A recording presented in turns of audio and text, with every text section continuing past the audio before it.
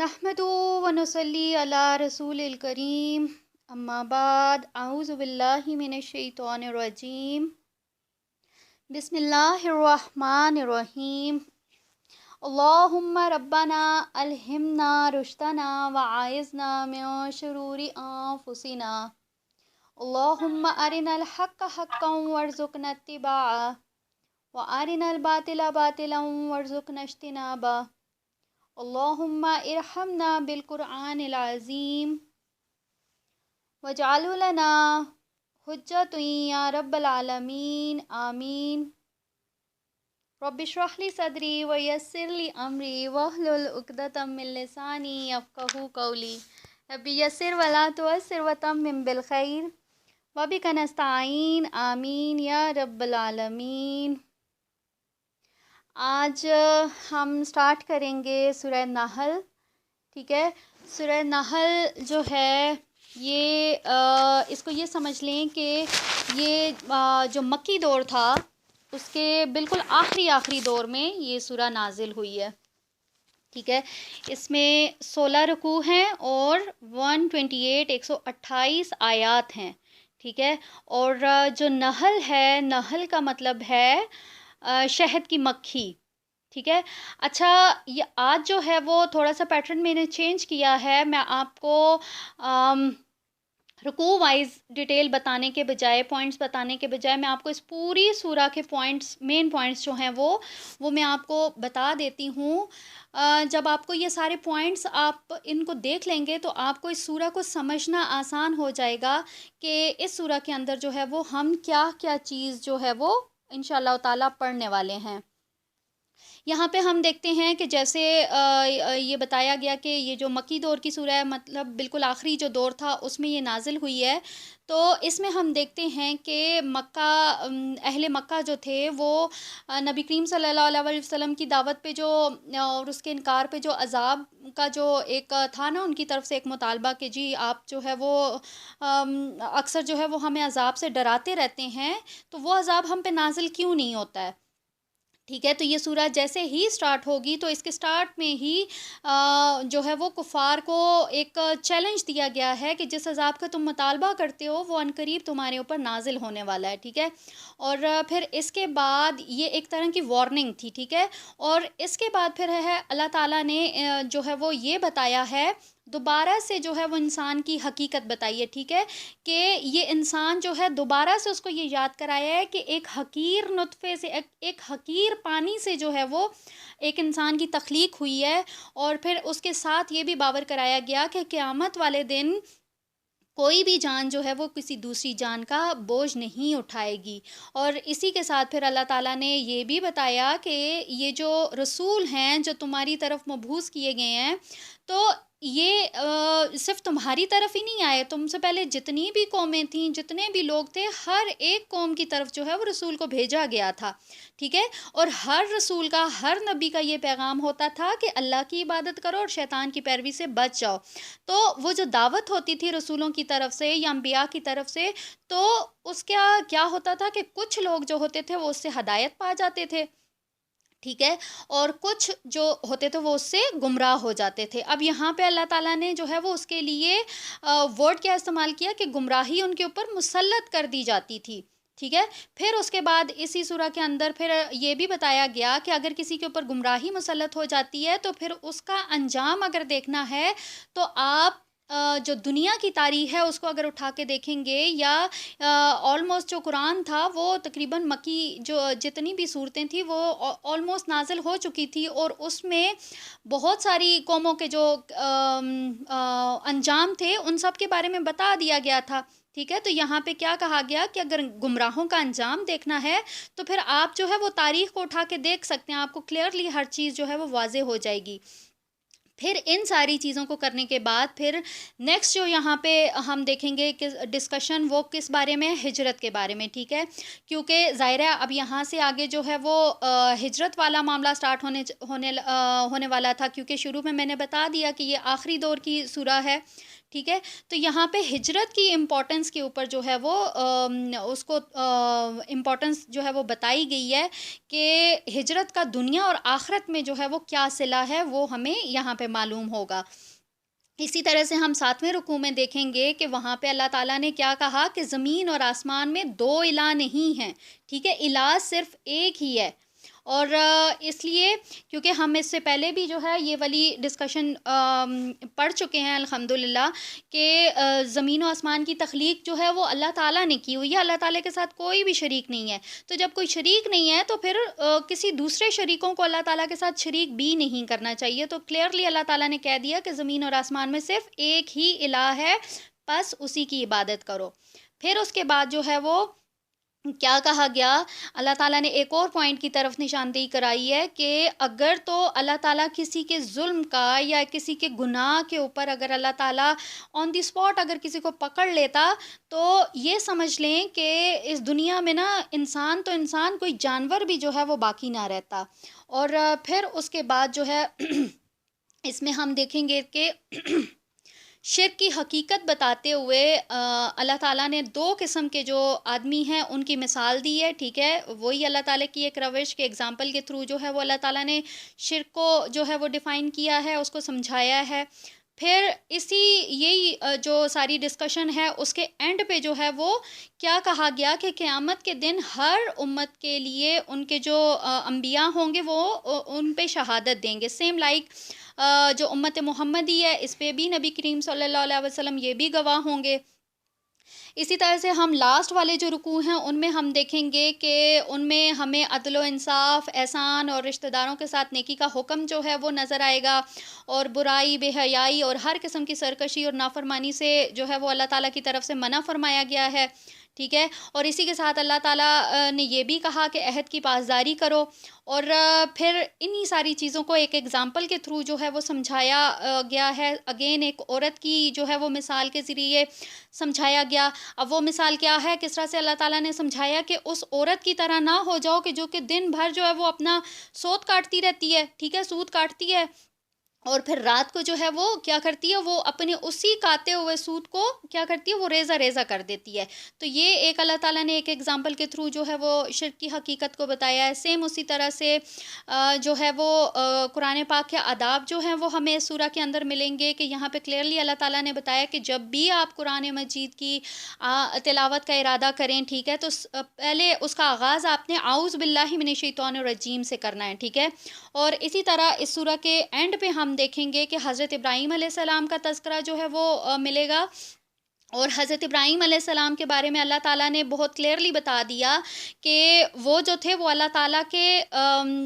تابع تھے. ٹھیک ہے, وہ ان اللہ تعالیٰ کے اطاعت گزار تھے. اور اسی کے ساتھ جو ہے وہ یہ بھی بتایا گیا کہ کسی بھی مشرک کے ساتھ ان کا کوئی بھی تعلق نہیں تھا. اور اسی چیز کو انڈورس کرتے ہوئے نبی کریم صلی اللہ علیہ وسلم سے بھی مخاطبت ہے کہ آپ نے بھی پوری یکسوئی کے ساتھ جو ہے وہ ابراہیم علیہ السلام کے طریقے کو اپناتے ہوئے مشرکوں سے جو ہے وہ آپ نے آپ ان سے بے پرواہ ہو جائیں گے. آپ جو ہے وہ ان کی ٹینشن جو ہے وہ آپ نہیں لیں گے. تو یہ کچھ اس سورہ کے پوائنٹس ہیں جن کو اگر اچھے سے سمجھ لیں گے تو پھر آپ اس قابل ہو جائیں گے کہ آپ کو پتہ چلے کہ یہ جو سورہ نحل ہے اس کے اندر جو ہے وہ کن ٹاپکس کے اوپر بات کی گئی ہے. یہاں سے ہم اپنا سٹارٹ لیتے ہیں. آیت نمبر 1 ہے اعوذ باللہ من الشیطان الرجیم بسم اللہ الرحمن الرحیم اتی امر اللہ فلا تستعجلوه سبحانہ وتعالی عما یشرکون. ترجمہ: اللہ کا حکم آ گیا سو اس کے لیے جلدی نہ کرو, وہ پاک ہے اور بہت بلند ہے اس سے جو وہ شریک بناتے ہیں. اب یہاں پہ دیکھیں کہ کیا کہا گیا کہ اللہ کا حکم آ گیا. اب یہ کون سا حکم آ گیا؟ وہی جس کے بارے میں وہ لوگ مطالبہ کر رہے تھے. یہاں پہ ہم دیکھتے ہیں کہ رسول اللہ صلی اللہ علیہ وسلم جب بھی مشرکین کو جو ہے وہ اللہ تعالیٰ کی توحید سمجھاتے تھے تو وہ ہمیشہ یہ فرمایا کرتے تھے کہ اگر تم نے اللہ تعالیٰ کی توحید کا انکار کیے رکھا تو اس کا عذاب تمہیں آ لے گا. لیکن مشرکین جو تھے وہ آپ صلی اللہ علیہ وسلم کی باتوں کا یہ کہہ کر مذاق اڑاتے تھے کہ بھائی سالوں پہ سال گزرتے جا رہے ہیں. ہم یہ جانتے ہیں نا کہ 13 سال کا عرصہ تھا مکی دور کا. تو یہ کہتے تھے کہ سالوں پہ سال گزرتے جا رہے ہیں، آپ کی دھمکیاں جو ہیں وہ عذاب کی وہ کب پوری ہوں گی؟ جو آپ ہمیں دھمکی دیتے ہیں کہ عذاب آ جائے گا، عذاب آ جائے گا، تو وہ عذاب کب نازل ہوگا؟ ٹھیک ہے. تو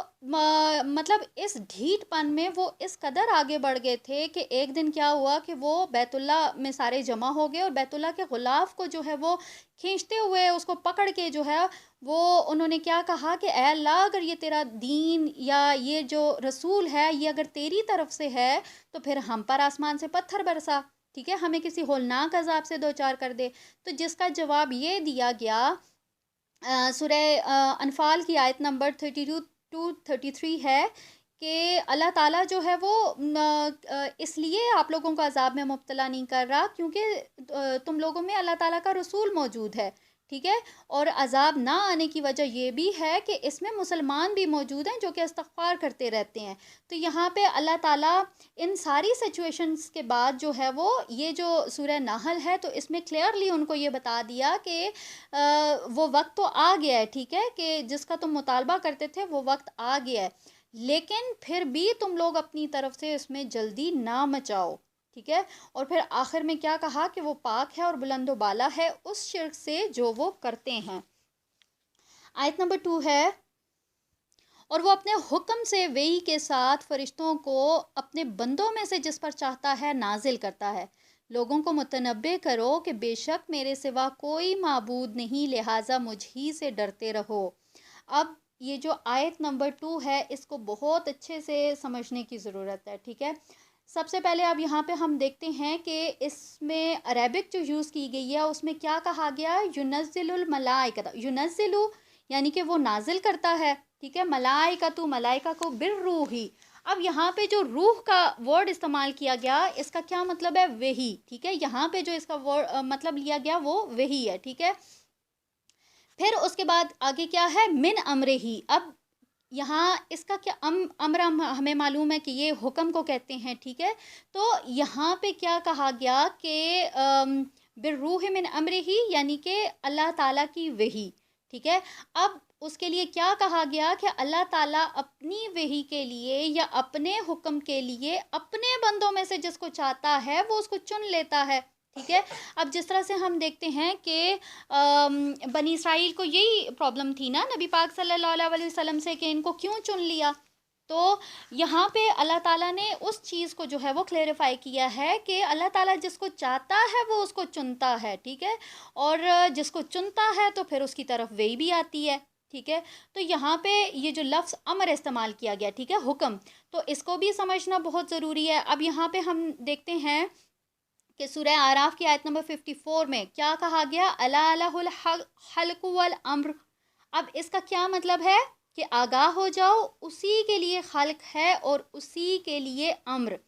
اب یہ جو دونوں ورڈز ہیں خلق اور امر، ان کو سمجھتے ہیں کہ خلق کیا ہے اور امر کیا ہے، ٹھیک ہے. تو یہاں پہ ہم یہ دیکھتے ہیں کہ یہ جو خلق اور امر ہے یہ دو ایک عالم ہیں، ٹھیک ہے. یہ ان کو یہ سمجھ لیں کہ یہ دو سچویشنز ہیں. اب یہاں پہ ہم دیکھتے ہیں کہ جو عالم امر ہے، ٹھیک ہے، اس میں اگر ہم اس کو سمجھیں تو اس میں کیا ہے کہ اس میں آپ کو وقت بالکل بھی درکار نہیں ہے، ٹھیک ہے. اگر تو اللہ تعالیٰ نے کسی کام کے کرنے کا سوچا ہے تو وہ کام جو ہے وہ اس کے ہونے میں جو ہے کوئی بھی وقت نہیں لگے گا، ایون لمحہ بھی نہیں لگے گا. ہم یہ بات جانتے ہیں نا کہ اللہ تعالیٰ اگر کسی بات کا ارادہ کرتا ہے تو وہ اس کے لیے صرف کہتا ہے کن تو وہ فیکون ہو جاتا ہے، جیسے کہ ہم نے سورہ یاسین میں دیکھا، ٹھیک ہے. سورہ یاسین کی آیت نمبر 82 میں تو اس میں بھی ہم نے یہ دیکھا کہ اللہ تعالیٰ جب کسی بھی کام کا ارادہ کرتا ہے تو وہ صرف اس کو کہتا ہے ہو جا تو وہ ہو جاتی ہے. تو یہ کیا ہے؟ یہ امر ہے، ٹھیک ہے. سیم اس کو ہم کیا کہیں گے کہ اس میں وقت درکار نہیں ہے، صرف جو ہے وہ اللہ تعالیٰ کا حکم ہوگا تو وہ کام ہو جائے گا. لیکن اس کے اگر اپوزٹ اگر ہم دیکھیں خلق کو تو خلق جو ہے وہ بھی اللہ تعالیٰ کی طرف سے ہی ہے، ٹھیک ہے، لیکن یہ وہ والی سچویشن ہے کہ جس میں آپ کو وقت چاہیے ہوتا ہے، ٹھیک ہے، جیسے کہ ہم نے یہ پیچھے سورہ میں پڑھا تھا کہ اللہ تعالیٰ نے زمین اور آسمان کو 6 دنوں میں بنایا، مینس اس میں 6 دنوں کا وقت درکار تھا، ٹھیک ہے، 6 دن لگے زمین اور آسمان کو بننے میں. اگر اللہ تعالیٰ چاہتا تو 6 سیکنڈ میں بلکہ 1 لمحے میں اس کو بنا سکتا تھا، لیکن نہیں، مطلب پورا ایک پراپر ایک پوری ایک جو ہے وہ پلاننگ سے ہوا، اس کے لیے وقت لگا. سیم اسی طرح سے اگر ایک اور ایگزامپل کے تھرو دیکھیں تو ہم دیکھتے ہیں کہ جیسے کوئی بھی ایک پودا ہوتا ہے، ٹھیک ہے، اس کو بیج ہوتا ہے، ٹھیک ہے، بیج ہم بوتے ہیں، بیج سے پودا نکلتا ہے، پودے سے پھر درخت بنتا ہے، ٹائم لگتا ہے نا. تو کچھ باتیں ایسی ہیں، کچھ امر ایسے ہیں کہ جن میں آپ کو وقت درکار ہے، ٹھیک ہے، اور کچھ امر ایسے ہیں، کچھ حکم ایسے ہیں کہ جن میں آپ کو وقت بالکل بھی نہیں چاہیے، ٹھیک ہے. تو یہ دو ایک سچویشنز ہیں، ایک عالم خلق اور ایک عالم امر. تو یہاں پہ کیا استعمال کیا گیا کہ اللہ تعالیٰ جو ہے وہ یہاں پہ جو روح کا استعمال کیا گیا ورڈ، ٹھیک ہے. تو یہاں پہ ہم دیکھتے ہیں کہ یہ جو روح کا تعلق ہے، یہ اس کو بھی ہم دیکھیں گے کہ اس کا جو تعلق ہے وہ عالم امر سے ہے، ٹھیک ہے. اب یہ جو عالم امر ہے اس کو سمجھنے کی ضرورت ہے کہ اس میں جو ہے وہ ہمیں صرف 3 چیزیں جو ہے ان کو سمجھنا ہوگا، ٹھیک ہے، کہ عالم امر میں صرف 3 چیزیں ہیں. نمبر 1 ملائکہ، نمبر 2 روح، اور نمبر 3 وحی، ٹھیک ہے. اب یہاں پہ ہم دیکھتے ہیں کہ اس آیت میں بالروح من امر، یعنی کہ حکم کے لیے روح کا استعمال کیا گیا، ٹھیک ہے، روح کا ورڈ استعمال کیا گیا. اب روح جو ہے یہاں ہم اس کا میننگ کیا لیں گے؟ وحی. لیکن ہم اس سے پہلے ہم نے دیکھا تھا، ہم نے سورہ بقرہ کے اندر دیکھا تھا، ٹھیک ہے، کہ اللہ تعالیٰ نے حضرت جبرائیل علیہ السلام کے لیے روح کا ورڈ استعمال کیا تھا، ٹھیک ہے، جس میں ان کے لیے روح القدس کا ورڈ استعمال کیا گیا، یعنی کہ اللہ تعالیٰ نے ایک فرشتے کے لیے روح کا ورڈ استعمال کیا. سیم اسی طرح سے ہم انشاءاللہ تعالیٰ کے جو آگے سورہ شورا ہے اس میں ہم دیکھیں گے کہ وہاں پہ اللہ تعالیٰ نے حضرت جبرائیل علیہ السلام کے لیے روح الامین کا ورڈ استعمال کیا، ٹھیک ہے. تو یہاں پہ کیا ہوا کہ یہ اس آیت میں کے اندر جو روح کا ورڈ استعمال کیا گیا ہے وہ کس کے لیے؟ وہ وحی کے لیے ہے. اب یہاں ہم اس بات کو بھی سمجھتے ہیں کہ جیسے روح جو ہے وہ اس وحی کے لیے جو ہے وہ روح کا ورڈ استعمال کیا گیا، ٹھیک ہے. اب اس کا تعلق جو ہے وہ عالم امر سے ہے. اب یہ جس کے اوپر نازل ہوتی ہے، ٹھیک ہے، یہ جو وحی جس کے اوپر نازل ہوتی ہے وہ بھی جو ہے وہ ایک روح والا ہی اس کا بھی معاملہ ہوتا ہے، کیونکہ یہ ڈائریکٹ انسان پہ نہیں بلکہ انسان کے دل پہ نازل ہوتی ہے، ٹھیک ہے. سیم یہ بات ہم جانتے ہیں کہ نبی کریم صلی اللہ علیہ وسلم، یہ قرآن جتنا بھی ہے وہ نبی کریم صلی اللہ علیہ وسلم کے دل پہ نازل ہوا، ٹھیک ہے. اسی لیے تو ان کو یہ سارا جو بھی وحی کے ذریعے جو بھی آیات نازل ہوتی تھی وہ ان کو حفظ ہو جاتی تھی. تو یہاں پہ ہمیں یہ بات بہت اچھے سے سمجھنی ہے کہ یہ جو روح ہے اس کا تعلق جو ہے وہ انسان کی دل کے ساتھ ہے، ٹھیک ہے. یعنی کہ یہ جو وحی والا جو ایک چیز تھی اس کا جو گھر تھا وہ کیا تھا؟ نبی کریم صلی اللہ علیہ وسلم کا دل، ٹھیک ہے. تو یہاں پہ ہم اس بات کو بہت اچھے سے الحمدللہ یہ سمجھ چکے کہ وحی جو ہے وہ بھی روح ہے، ٹھیک ہے. اسی کے ساتھ اس وحی کو لانے والے کے لیے بھی اللہ تعالیٰ نے روح کا ورڈ استعمال کیا، ٹھیک ہے. اور سیم جس پہ وہ اس کو بھیجا اس کے لیے بھی روح کا ہی ورڈ استعمال کیا گیا، یعنی کہ نبی کریم صلی اللہ علیہ وسلم کا دل، ٹھیک ہے. تو یہ 3 ایسے ڈفرینٹ چیزیں ہیں جن کے لیے روح کا ورڈ استعمال کیا گیا. آئی ہوپ کہ آپ اس کو سمجھ گئے ہوں گے. آگے ہم دیکھتے ہیں، ہمارے پاس ہے آیت نمبر 3. اس میں کیا کہا گیا ہے کہ اس نے پیدا کیا ہے آسمانوں اور زمین کو حق کے ساتھ، وہ بہت بلند ہے اس شرک سے جو وہ کرتے ہیں. اگین بہت ہی کلیئر بات، ٹھیک ہے، کہ زمین اور آسمان کو اسی نے پیدا کیا اور حق کے ساتھ پیدا کیا ہے. یہ ایک حقیقت ہے جس کو انسان کو سمجھنے کی ضرورت ہے. اب یہاں پہ کیا کہا گیا کہ وہ اس سے بہت بلند ہے اس شرک سے جو وہ کرتے ہیں. اب یہ کون سا شرک ہے؟ جب انسان کو بہت اچھے سے یہ معلوم ہے کہ یہ جو کائنات ہے اس کو چلانے والا صرف ایک ہی ہے، ٹھیک ہے، اس کے ساتھ کوئی بھی دوسرا شریک نہیں ہے، کوئی بھی اس کسی چیز میں کسی دوسرے بندے کا عمل دخل نہیں ہے۔ تو پھر جب اتنا سارا کچھ معلوم ہے کہ اللہ تعالیٰ کائنات کا نظام چلا رہا ہے، ایک اتنی یہ کائنات، اس کو تو ہمارے سامنے تو کائنات صرف یہ دنیا ہی ہے نا، جس کو ہم یہ کہتے ہیں کہ بس یہ ہماری دنیا ہے اور اس کے ساتھ ہمارا آسمان ہے، بس یہ کائنات ہے۔ لیکن اگر اس کو سائنٹیفکلی اگر اس کو دیکھا جائے تو یہ کوئی مطلب اتنی زیادہ جو ہے وہ اس میں واسٹ اس کا علم ہے کہ آپ جو ہے گیلیکسیز، پھر سپر گیلیکسیز، پھر کلسٹر، پھر سپر کلسٹر، پھر اس کے بعد کہیں جا کے یونیورس آتی ہے، اور ان گیلیکسیز کی اور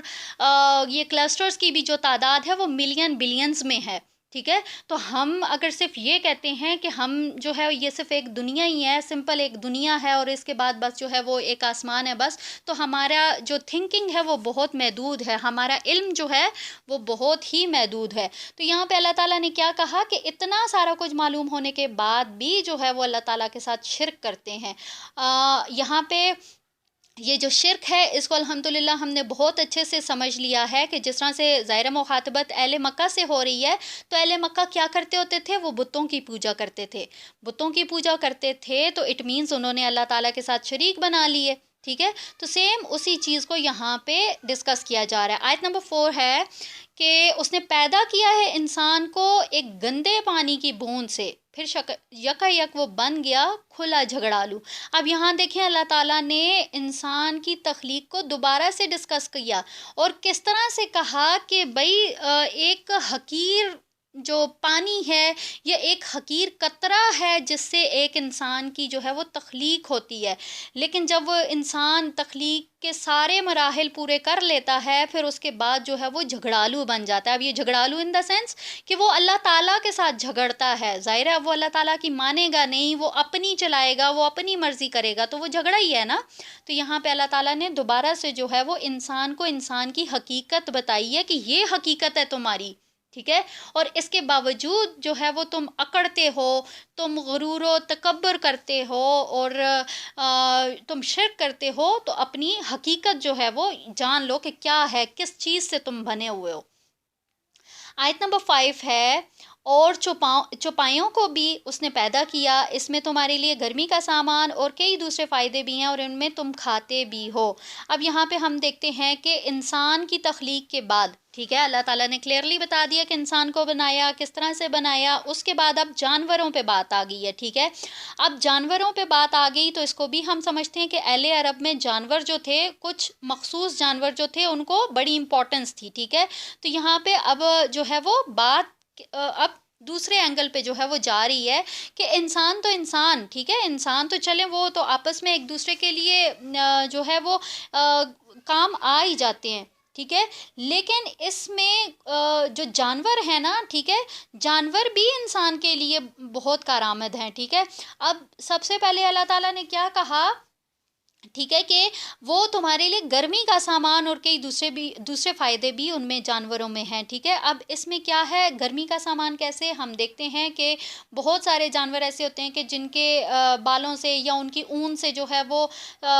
سردیوں میں بچنے کے لیے گرم لباس جو ہے وہ بنایا جاتا ہے، ٹھیک ہے۔ اگر ہم یہاں پہ دیکھیں تو اگر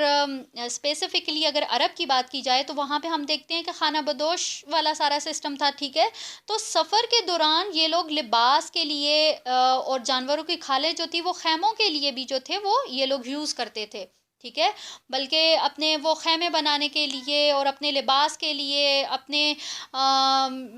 ایون ان جانوروں کو کھانے کے لیے بھی جو تھے وہ ان جانوروں کو استعمال کرتے تھے۔ تو یہاں پہ اللہ تعالیٰ نے کیا کہا کہ یہ جو بھی چیزیں ہیں یہ ایک انسان کے لیے ہیں، ٹھیک ہے۔ اگلی آیت اگر ہم دیکھیں گے تو اس میں ہمیں کلیئرلی بتا دیا گیا کہ یہ جو جانور ہیں وہ کس لیے تخلیق کیے گئے ہیں، کہ وہ تمہارے لیے ان میں بڑی شان و شوکت ہے، اور جب تم شام کو انہیں چرا کر لاتے ہو اور جب صبح کے وقت چرانے کے لیے لے جاتے ہو۔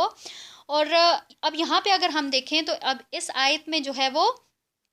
بتایا گیا کہ یہ جو جانور ہیں یہ ایک انسان کے لیے शान व शौकत का बायस हैं, ठीक है। अब ये शान व शौकत का बायस कैसे हैं, हम देखते हैं कि जो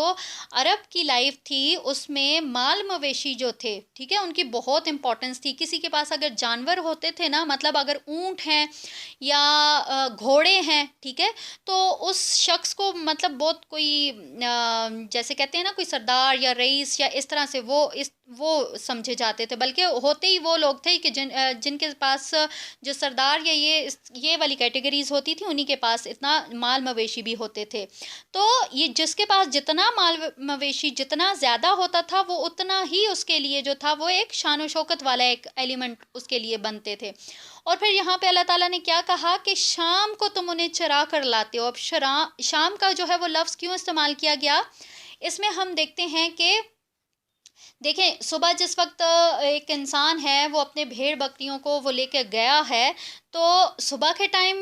को जो है वो इतना नहीं, कोई भी अगर एक चरवाहा है तो वो सुबह के टाइम पे थोड़ा उसके अंदर ना इतना सुकून या इत्मीनान या खुशी वाला एलिमेंट नहीं होता। अब उसकी रीज़न क्या है कि ज़ाहिर है वो अपने माल मवेशी लेके जा रहा है, वो श्योर नहीं है कि वो जाएगा, उसके माल मवेशी जो हैं वो उनको चारा मिलेगा, वो उन पेट भर के वो उन सारी चीज़ों को जो है वो कंज्यूम कर सकेंगे, उनको मिलेगा नहीं मिलेगा, ठीक है। तो वो थोड़ी सी एक वो कश्मकश वाली कैफियत होती है। लेकिन शाम को जिस वक्त एक चरवाहा वापस आता है तो उसका जो रेवड़ होता है वो बिल्कुल मतलब उसका स्टमक फुल होता है, ठीक है, वो पेट भरे हुए वो वापस आता है। तो यहाँ पे अल्लाह ताला ने उस वक्त को जो है वो यहाँ पे इस आयत में जो है वो बताया है, ठीक है, कि सुबह के टाइम पे एक चरवाहे की कैफियत और होती है, लेकिन शाम को जब वो वापस आता है तो उसके चेहरे पे इत्मीनान होता है, सुकून होता है। आयत नंबर 7 है, और वो तुम्हारे बोझ उठा कर ले जाते हैं ऐसी बस्तियों की तरफ जिन तक तुम नहीं पहुंचने वाले होते मगर जान तोड़कर। अब दोबारा से जो है वो जानवरों की ही एक एग्जांपल दी गई है कि तुम ऊपर बता दिया कि तुम उनको गर्मियों में जो है वो सॉरी सर्दियों के लिए लिबास वगैरह और फिर खाना और इन सारी चीज़ों के लिए इस्तेमाल करते हो, और फिर उसी के साथ अगला क्या बताया कि तुम इनको सफ़र के लिए मतलब उस एक जगह से दूसरी जगह जाने के लिए भी इस्तेमाल करते हो, ठीक है, और ख़ुद तो करते ही हो और अपने साथ साथ जो है वो अपने सामान वगैरह जो है कोई भारी चीज़ें हैं वो भी तुम इनके ऊपर लाद कर दूर दराज इलाकों तक जाते हो। तो उसके बदले में अल्लाह ताला ने क्या कहा कि इन्ना रब्बकुम ला रऊफ़ुर रहीम, कि यकीनन तुम्हारा रब बख्शिश फरमाने वाला मेहरबान है। अब अल्लाह ताला ने आयत के आखिर में क्यों कहा कि ज़ाहिर है ये अल्लाह ताला की तरफ से एक मेहरबानी है ना कि जानवरों को मुसख्खर करके इंसान के हवाले कर दिया। अब वो अपनी मर्ज़ी से उनको जो है वो अपनी मर्ज़ी के काम उनसे लेता है, मुशक्क़त वाले काम लेता है। अच्छा, फिर इवन ये ज़ेब व ज़ीनत वाले काम आपको मालूम है कि देखें अगर किसी के पास घोड़े होते हैं, बहुत आला नस्ल के घोड़े बहुत कीमती घोड़े, ठीक है, तो वो भी एक तरह से एक प्लस पॉइंट हो जाता है, ठीक है। तो यहाँ पे अल्लाह ताला ने क्या कहा कि ये अल्लाह ताला क्योंकि अल्लाह ताला गफ़ूरुर रहीम है, रऊफ़ुर रहीम है, तो उसी की वजह से ये जो इतनी अनायात तुम्हारे ऊपर की गई हैं, तो ये सिर्फ़ उसी अल्लाह ताला की जो सिफ़त है, एक रहम करने वाली, रहीम वाली जो सिफ़त है, ये उसी की बदौलत तुम्हें ये सब कुछ मिल रहा है, ठीक है। आयत नंबर 8 है कि और सीधा रास्ता बतलाना अल्लाह के ज़िम्मे है और कुछ उनमें टेढ़े हैं और अगर वो चाहता तो सबको हदायत दे देता। अब यहाँ पे हम इस आयत को बहुत अच्छे से समझेंगे कि अल्लाह ताला ने इंसान का ज़िक्र किया, जानवर का ज़िक्र किया, अब यहाँ इस आयत में आके अल्लाह ताला ने रास्ते का ज़िक्र किया, तो इसके पीछे क्या हिकमत है, ठीक है। तो यहाँ पे हम ये देखते हैं कि ये सवारी और बुर्दबारी ये सारे जानवरों का जिक्र करने के बाद अल्लाह ताला ने क्या कहा कि इंसान के लिए अल्लाह ताला ने रास्ते आसान कर दिए हैं। इसी तरह ही उसने इंसान के लिए जो सिराते मुस्तकीम है उसकी भी जो है वो निशानदेही कर दी है, ठीक है, उस रास्ते तक पहुँचना जो है वो आसान कर दिया है, ठीक है। तो ये अल्लाह ताला की एक करम नवाजी है, ठीक है, कि उसने इंसान के लिए जितने भी जो मादी वसाइल थे, ठीक है, जितने भी उसके मटेरियलिस्टिक सोर्सेज थे ان سب کے ساتھ ساتھ انسان کی جو ایک روحانی ایک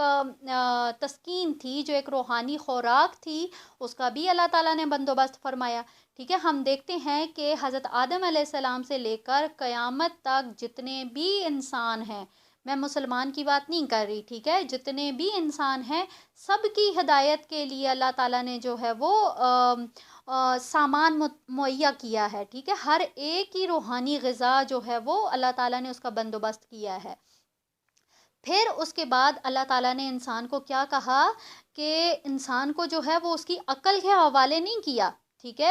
اگر اس کو اس کی عقل کے حوالے کرتا تو ہر انسان جو ہے وہ یہ کہتا کہ میں ٹھیک ہوں، نہیں تم غلط ہو، دوسرا کہتا کہ نہیں میں ٹھیک ہوں. مطلب اس طرح سے تو بہت زیادہ پریشانی والے معاملات ہو جاتے. تو یہاں پہ اللہ تعالیٰ نے کیا کہا کہ رستہ بھی بتایا، اور رستہ بتانے کے بعد اللہ تعالیٰ نے انسان کو اس کی عقل کے حوالے نہیں کیا. ٹھیک ہے، اگر اس کو عقل کے حوالے کرتا تو پھر اس کے لیے صراط مستقیم کے اوپر چلنا یا صراط مستقیم کو ڈھونڈنا، ٹھیک ہے، کہ کون سا راستہ صحیح ہے، وہ بہت ہی مشکل ہو جانا تھا. تو اسی لیے اللہ تعالیٰ نے جو ہے وہ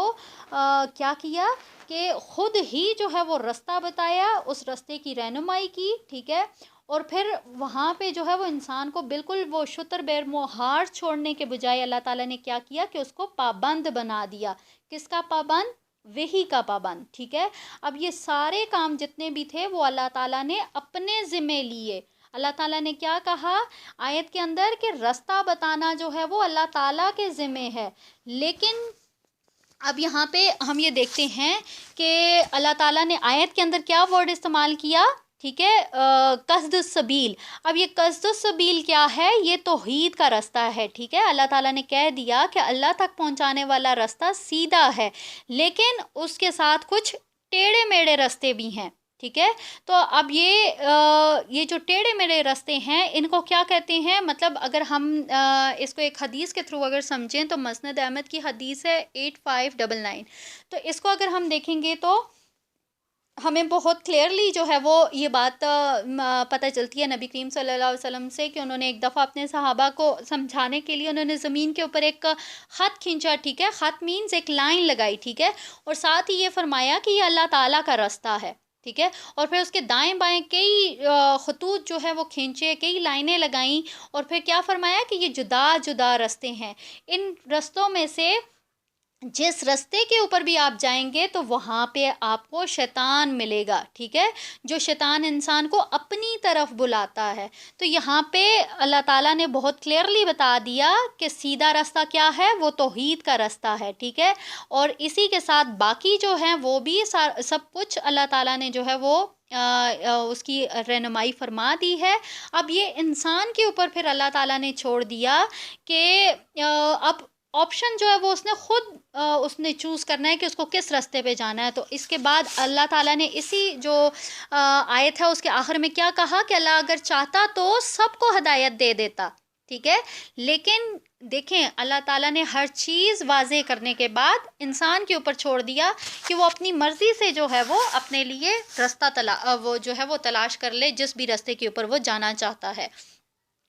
آگے ہے ہمارے پاس آیت نمبر 10. آیت نمبر 10 سے ہمارا دوسرا رکوع سٹارٹ ہوتا ہے جو کہ آیت نمبر 23 تک ہے. اب اس رکوع کے اندر جو ہے وہ دوبارہ سے جو ہے وہ ہم اللہ تعالیٰ کے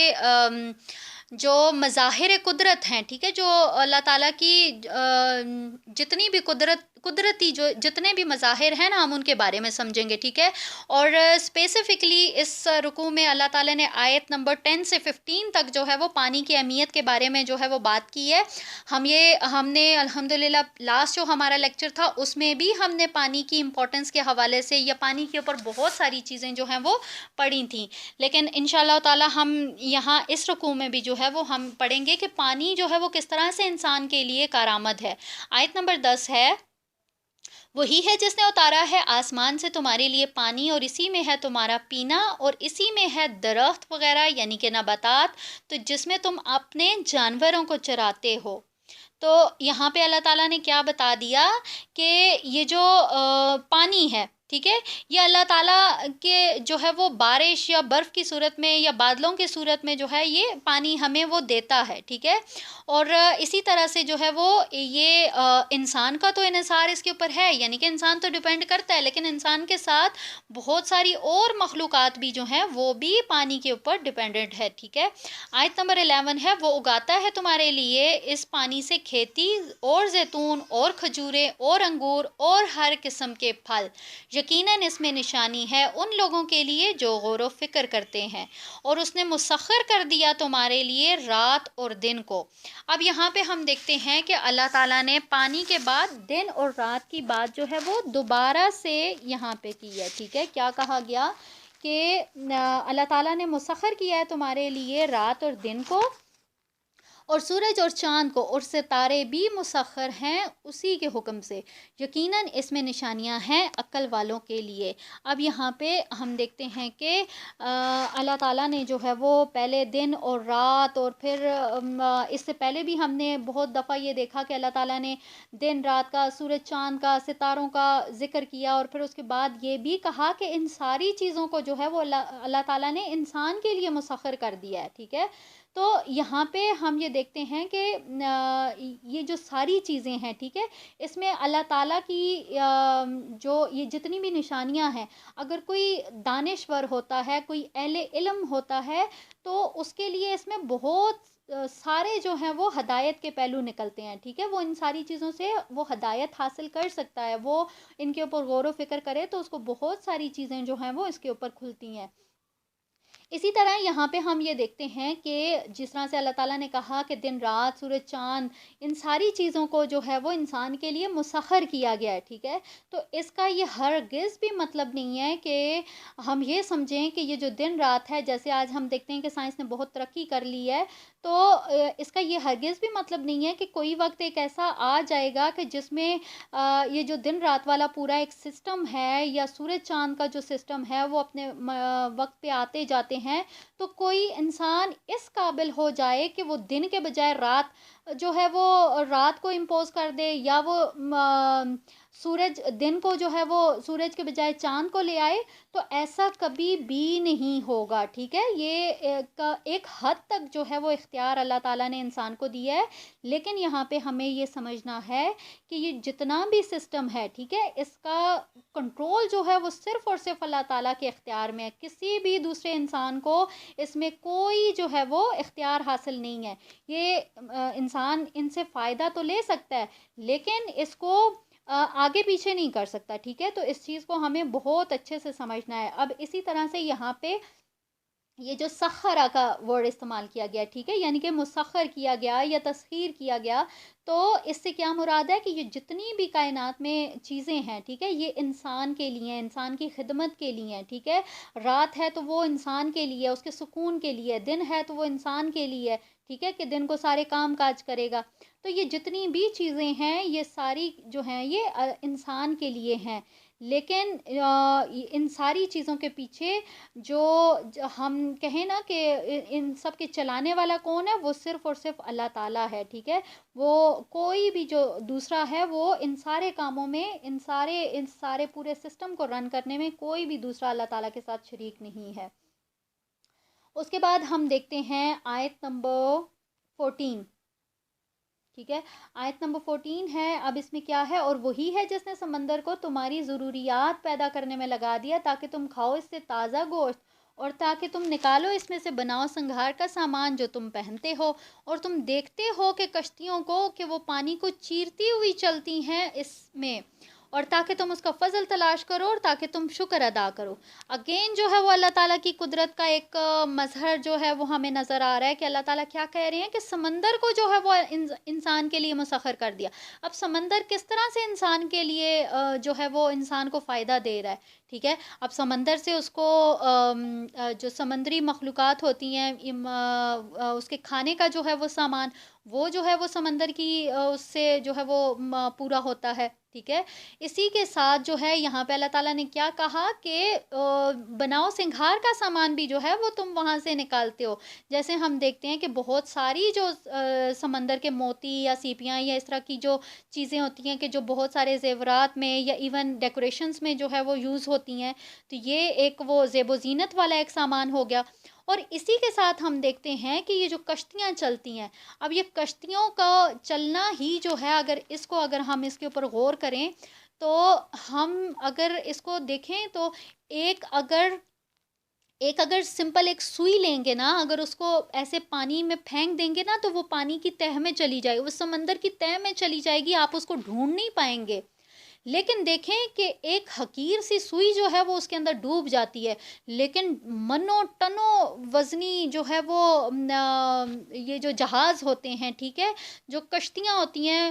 ٹھیک ہے، وہ نہیں ڈوبتی ہیں اس کے اندر۔ تو یہ بھی ایک اللہ تعالیٰ کی قدرت ہے نا، کہ اللہ تعالیٰ نے وہ کس لیے نہیں ڈوبتی؟ کیونکہ اللہ تعالیٰ نے جو ہے وہ ان ساری چیزوں کو انسان کے لیے مسخر کر دیا ہے۔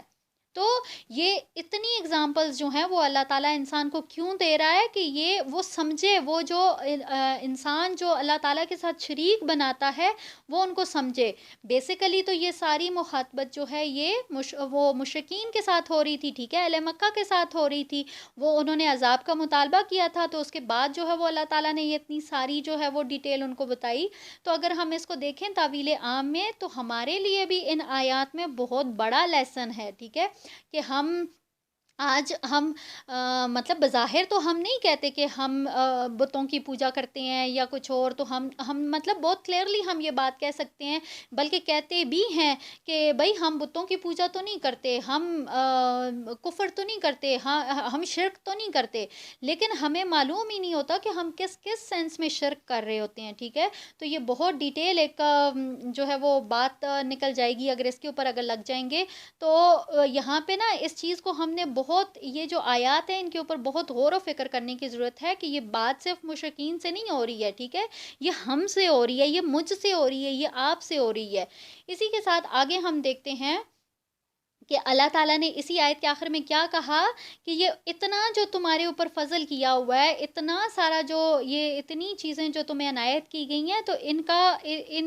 اس کے بدلے میں تم نے کیا کرنا ہے؟ تم نے شکر ادا کرنا ہے، ٹھیک ہے۔ سمپل ایک بالکل چھوٹی سی ڈیمانڈ ہے اللہ تعالیٰ کی کہ تم شکر ادا کرو، تم فخر نہ کرو، تم تکبر نہ کرو، تم غرور میں مبتلا نہ ہو کہ میں، تو یہ جو انسان کی میں ہوتی ہے نا، یہ انسان کو بڑا برباد کر دیتی ہے، تو اس کے اوپر جو ہے وہ ہمیں بہت زیادہ غور و فکر کرنے کی ضرورت ہے۔ پھر اس کے بعد ہے آیت نمبر 15،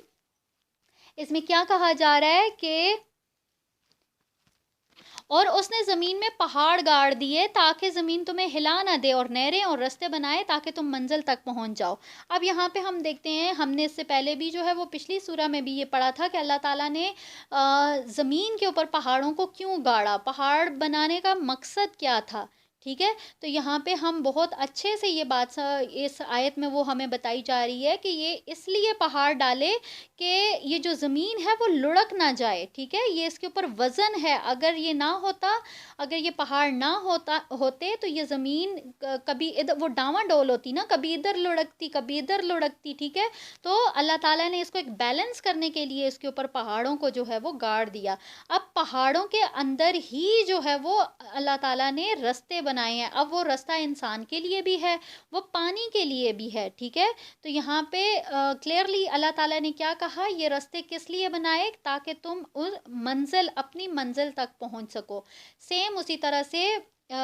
جو ندیاں یا پھر جو دریا ہوتے ہیں وہ بھی اسی لیے ہوتے ہیں، ان کے لیے بھی ایک راستہ ہوتا ہے نا، کہ وہاں سے وہ پہاڑوں کے دامن سے بہتے بہتے بہتے وہ سمندر میں پہنچ جاتے ہیں۔ تو یہاں پہ اگر ہم عربک کو دیکھیں گے تو اس میں جو ورڈ استعمال کیا گیا انہارم و سبلا، تو انہار سے کیا مراد ہے؟ ندیاں، ٹھیک ہے، اور سبلا یہ سبیل کی جمع ہے، سبیل رستے کو کہتے ہیں۔ تو یہاں پہ کیا بتایا گیا کہ یہ جو پہاڑ ہیں، ٹھیک ہے، اور یہ جو رستے ہیں، ٹھیک ہے، ان دونوں کا آپس میں بہت گہرا تعلق ہے، ٹھیک ہے، کیونکہ یہ جو پہاڑی رستوں میں عام طور پر یہ جو ندیاں بہہ رہی ہوتی ہیں نا، تو وہ اس کے ساتھ ساتھ وہ رستہ بناتی ہیں، ٹھیک ہے۔ اب وہ رستے انسانوں کے لیے بھی ہوتے ہیں، وہ پانی کے لیے بھی ہوتے ہیں۔ اور اسی کے ساتھ جو ہے وہ اللہ تعالیٰ نے اگلی آیت میں کیا کہا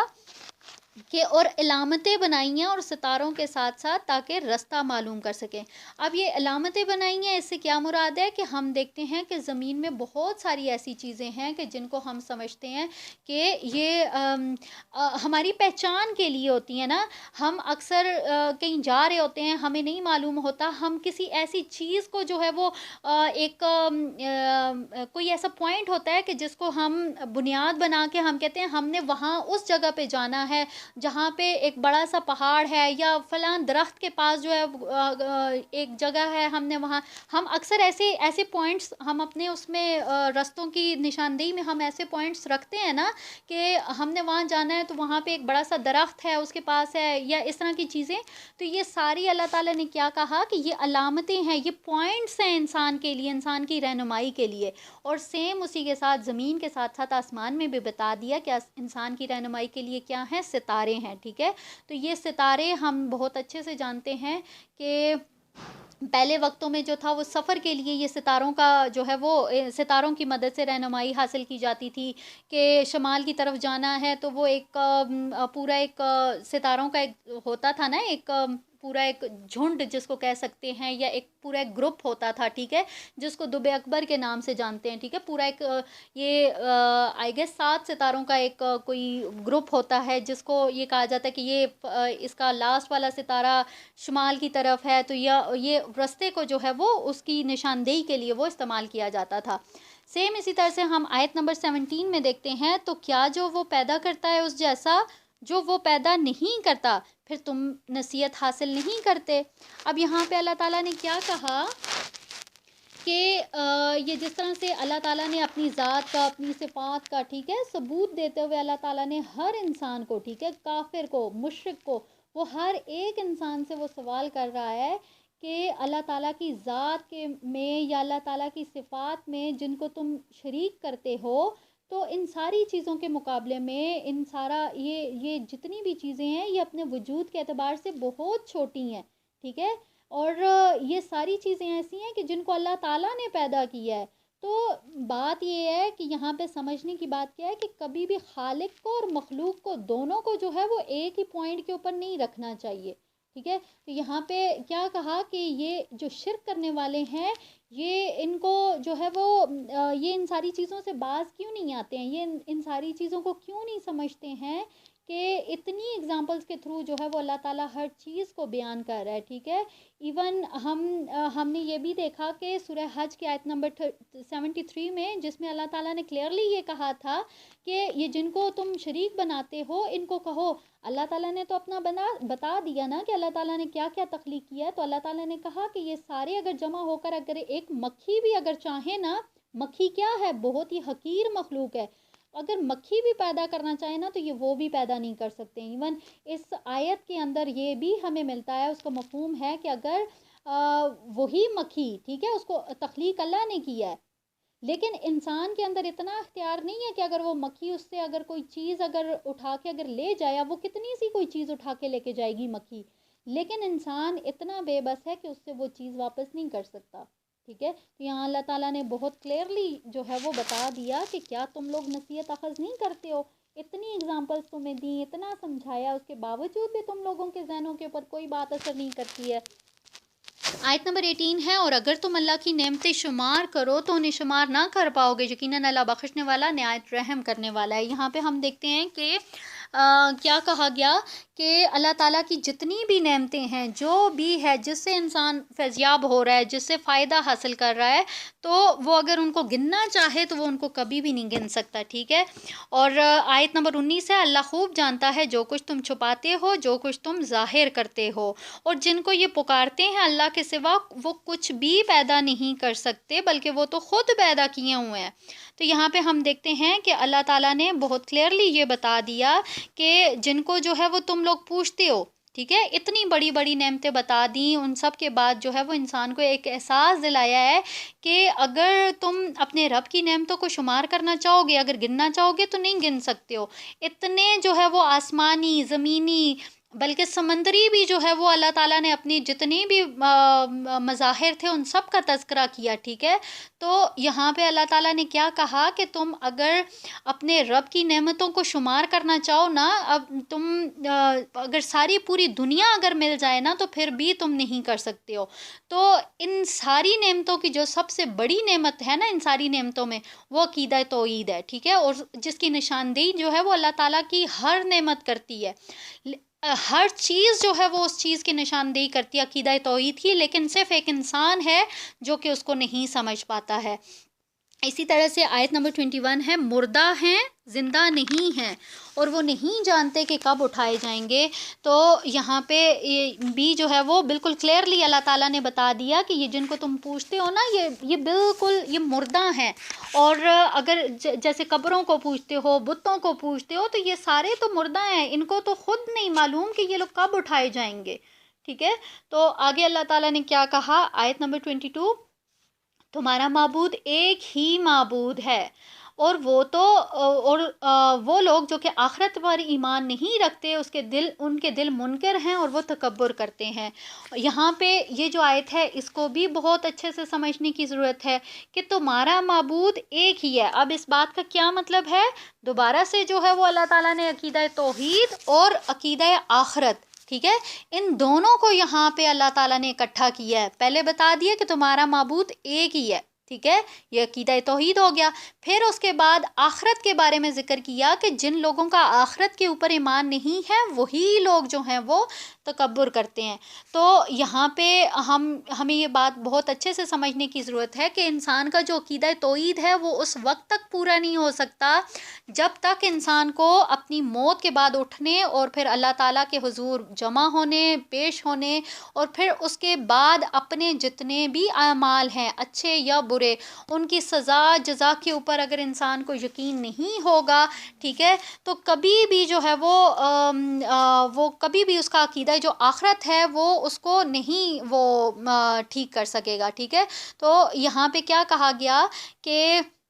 جس طرح سے جو ہے وہ اللہ تعالیٰ جو ہے وہ موت کے بعد زندہ کرنے پر وہ قادر ہے، لیکن انسان اس بات کو جب انسان عقیدہ توحید سے جو ہے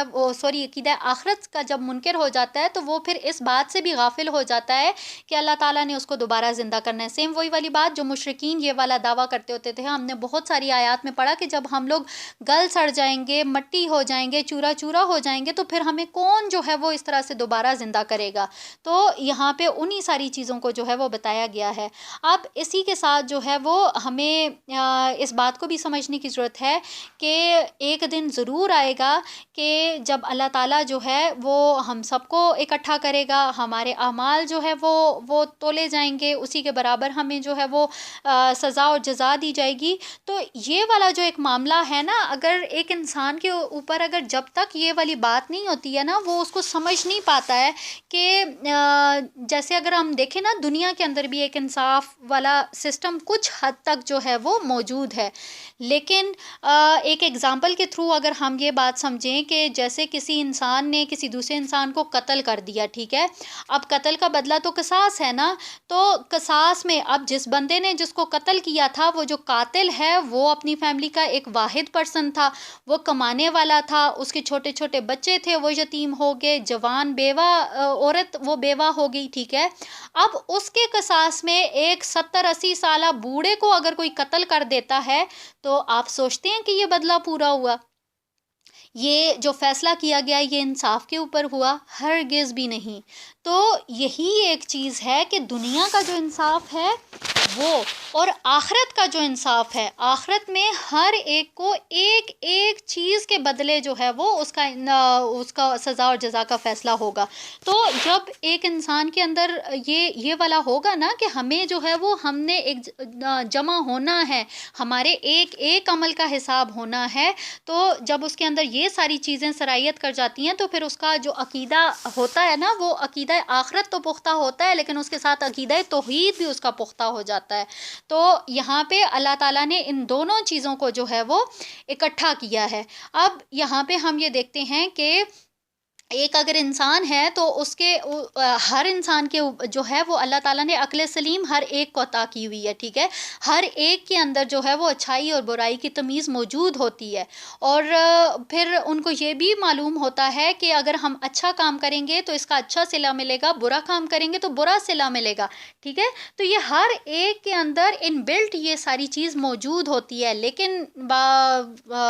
دنیا کے اندر بہت ساری ایسی سچویشنز ہو جاتی ہیں کہ جن میں انسان جو ہے نا وہ ان ساری چیزوں سے آنکھیں بند کر لیتا ہے، ٹھیک ہے، تو یہاں پہ جو ہے وہ ہم دیکھتے ہیں کہ آیت نمبر 22 ہم کہہ رہے تھے نا، تو اس میں آگے دیکھیں آیت نمبر 23 ہے کہ کوئی شک نہیں کہ اللہ خوب جانتا ہے جو کچھ وہ ظاہر کرتے ہیں اور جو کچھ وہ چھپاتے ہیں، یقیناً وہ تکبر کرنے والوں کو پسند نہیں کرتا۔ اب یہاں پہ ہم دیکھتے ہیں کہ اللہ تعالیٰ نے کیا کہا کہ جو انسان کے اندر ہے جو اس کے باہر ہے، اللہ تعالیٰ ہر چیز سے واقف ہے، لیکن اللہ تعالیٰ متکبرین کو کبھی بھی پسند نہیں کرتا۔ یہاں پہ اللہ تعالیٰ نے بہت کلیئرلی یہ بات جو ہے وہ بتا دی ہے کہ انسان کو جو ہے وہ عقیدہ آخرت یا عقیدہ توحید، اس میں تو اگر پرابلم ہو، ظاہر ہے اس میں پرابلم ہوگی تو تب بھی انسان کے اندر جو ہے وہ غرور و تکبر آتا ہے نا، جب اس کو یہ نہیں معلوم ہوتا کہ کوئی ہے جو مجھ سے حساب لے گا، تو اسی بل پہ وہ اکڑتا ہے نا، تو یہاں پہ اللہ تعالیٰ نے بہت کلیئرلی بتا دیا کہ اللہ تعالیٰ اکڑنے والوں کو، تکبر کرنے والوں کو پسند نہیں کرتا ہے۔ اگر اسی چیز کو ہم دیکھیں تو سنن ابو داؤد کی ایک حدیث ہے 4091، اس میں اللہ تعالیٰ نے رسول اللہ صلی اللہ علیہ وسلم نے بہت کلیئرلی بتا دیا کہ اگر کسی شخص کے دل میں رائی کے دانے کے برابر بھی اگر تکبر ہوگا نا تو وہ جنت میں نہیں داخل ہوگا۔ تو یہاں پہ ہمیں بہت زیادہ جو ہے وہ غور و فکر کرنے کی جو ہے وہ ضرورت ہے۔ یہاں پہ ہمارا رکوع جو ہے وہ دوسرا رکوع کمپلیٹ ہو گیا، تیسرا رکوع ہے آیت نمبر 24 سے، ٹھیک ہے، 24 سے 32 تک ہمارا یہ رکوع جو ہے وہ انشاءاللہ تعالیٰ جائے گا۔ یہاں پہ ہم دیکھتے ہیں کہ آیت نمبر جو 24 ہے اس میں کیا کہا جا رہا ہے کہ اور جب ان سے پوچھا جاتا ہے کہ تمہارے رب نے کیا نازل کیا، تو وہ کہتے ہیں کہ یہ تو پہلے لوگوں کے قصے ہیں۔ تو یہاں پہ اب یہ دیکھیں یہ جو شریک ہوتے تھے، ٹھیک ہے، جن کو پوجا جاتا تھا، تو اللہ تعالیٰ کی طرف سے ایک تنزیہ انداز میں یہ ایک کوسچن کیا جا رہا ہے کہ بھائی جن کو تم پوج رہے ہو کیا انہوں نے کوئی پیدا کیا ہے، انہوں نے کوئی چیز پیدا کی ہے، ٹھیک ہے، تو یہاں پہ اللہ تعالیٰ نے کیا کہا، اور اسی کے ساتھ جو ہے یہ جو مشرکین کی طرف سے ایک کوسچن ہوتا تھا، ٹھیک ہے، کہ وہ کیا کہتے تھے کہ تمہارے رب نے کیا نازل کیا ہے، ٹھیک ہے، تو یہ آگے سے ان کا جواب کیا ہوتا تھا، وہ کیا کہتے تھے کہ یہ پہلے لوگوں کے قصے ہیں۔ اب یہاں پہ یہ جو اساطیر الاولین، اس کا یہ جو ورڈ یوز کیا گیا اس کا کیا مطلب ہے؟ اساطیر کہتے ہیں قصوں کو، تو اولین یعنی کہ پہلے لوگوں کے قصے۔ اب یہاں پہ ہم دیکھتے ہیں کہ یہ جو نبی کریم صلی اللہ علیہ وسلم کی جو دعوت کا جو چرچا اب ارد گرد کے جب علاقوں میں ہوا، تو وہ لوگ کیا کرتے ہوتے تھے، وہ یہ جو اہل مکہ ہوتے تھے ان لوگوں سے آ کے پوچھتے ہوتے تھے نا رسول اللہ صلی اللہ علیہ وسلم کے بارے میں اور ان کے کلام کے بارے میں، تو وہ آگے سے تنزیہ طور پہ یہ کہتے ہوتے تھے کہ بھائی یہ کوئی کلام شلام نہیں ہے، یہ صرف اور صرف قصے ہیں۔ اب یہ تو ہم نے دیکھا نا کہ جو مکی دور کا جو قرآن ہے اس میں واقعی جو ہے وہ قوموں کا ذکر ہمیں ملتا ہے، قوموں کا تذکرہ ہمیں ملتا ہے، لیکن انہوں نے کیا کیا، اس کو کیسے لیا کہ یہ صرف پرانے لوگوں کے قصے ہیں۔ اب انہوں نے اس کو صرف قصے سمجھا، اس سے عبرت حاصل نہیں کی۔ تو یہاں پہ ایک بہت ہی کلیئر ایک پوائنٹ جو ہے وہ ہمیں نظر آتا ہے کہ تاویل عام میں بھی اور تاویل خاص میں بھی، ٹھیک ہے، کہ ہم نے اس بات کو بہت اچھے سے سمجھنا ہے، کبھی بھی ہمارے ذہن میں یہ پوائنٹ نہیں آنا چاہیے کہ ہم یہ کہیں کہ بھائی یہ صرف قصہ ہے، ٹھیک ہے، اس کی کسی بھی بات کو ہم نے قصہ نہیں سمجھنا ہے بلکہ ہم نے اس سے عبرت حاصل کرنی ہے۔ تو سیم یہاں پہ وہی چیز جو ہے وہ اہل مکہ کے لیے بھی تھی کہ وہ صرف اس کو قصے سمجھتے تھے کہ اس میں بھائی فلاں قوم کا قصہ اس کے ساتھ یہ ہوا، فلاں قوم کا قصہ اس کے ساتھ یہ ہوا، تو یہ سمجھتے تھے کہ ہمارے ساتھ کچھ بھی نہیں ہوگا، تو یہ جو کچھ بھی ہے یہ صرف قصے ہی ہیں۔ آگے دیکھیں آیت نمبر 25 ہے ताकि ये उठाएं अपने गुनाहों के बोझ पूरे के पूरे क़यामत के दिन, और उन लोगों के बोझ भी जिन्हें ये गुमराह कर रहे हैं लाइल्मी में। आगाह रहो, बहुत बुरा होगा वो बोझ जो वो उठाए हुए होंगे। यहाँ पे हम देखते हैं कि अल्लाह ताला ने क्लियरली बता दिया कि ये अपना बोझ तो उठा रहे हैं, साथ साथ ये जिनको गुमराह कर रहे हैं वो जिस गुमराही में डलेंगे उनके भी गुनाहों का बोझ इन्हीं के सर पे है। तो सेम यहाँ पे अगेन मैं यही कहूँगी कि इस आयत को हमने तावील आम में भी हमने इसको देखना है कि अल्हम्दुलिल्लाह आज हमारे अंदर ऐसा तो कोई भी मौजूद नहीं है कि जो इस तरह की जो है वो बातों को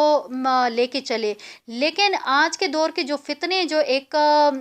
टेक्नोलॉजी के जो फितने आज के दौर में हमारे अंदर पैदा हो गए हैं, तो वही एक चीज़ है कि हाँ, अगर कोई इंसान है, ठीक है, एग्जाम्पल के थ्रू अगर समझाऊं तो जैसे अगर कोई एक इंसान है, उसने कोई वीडियो शेयर कर दी, अब वो खुद उस चीज़ से मुतासिर हुआ, उसने आगे उसको शेयर कर दिया। अब अगर वो अच्छी थी फिर तो नो प्रॉब्लम, कोई इशू नहीं है। लेकिन अगर वो कोई बेहयाई वाली बात थी, कोई ऐसी खबर थी जिसकी कोई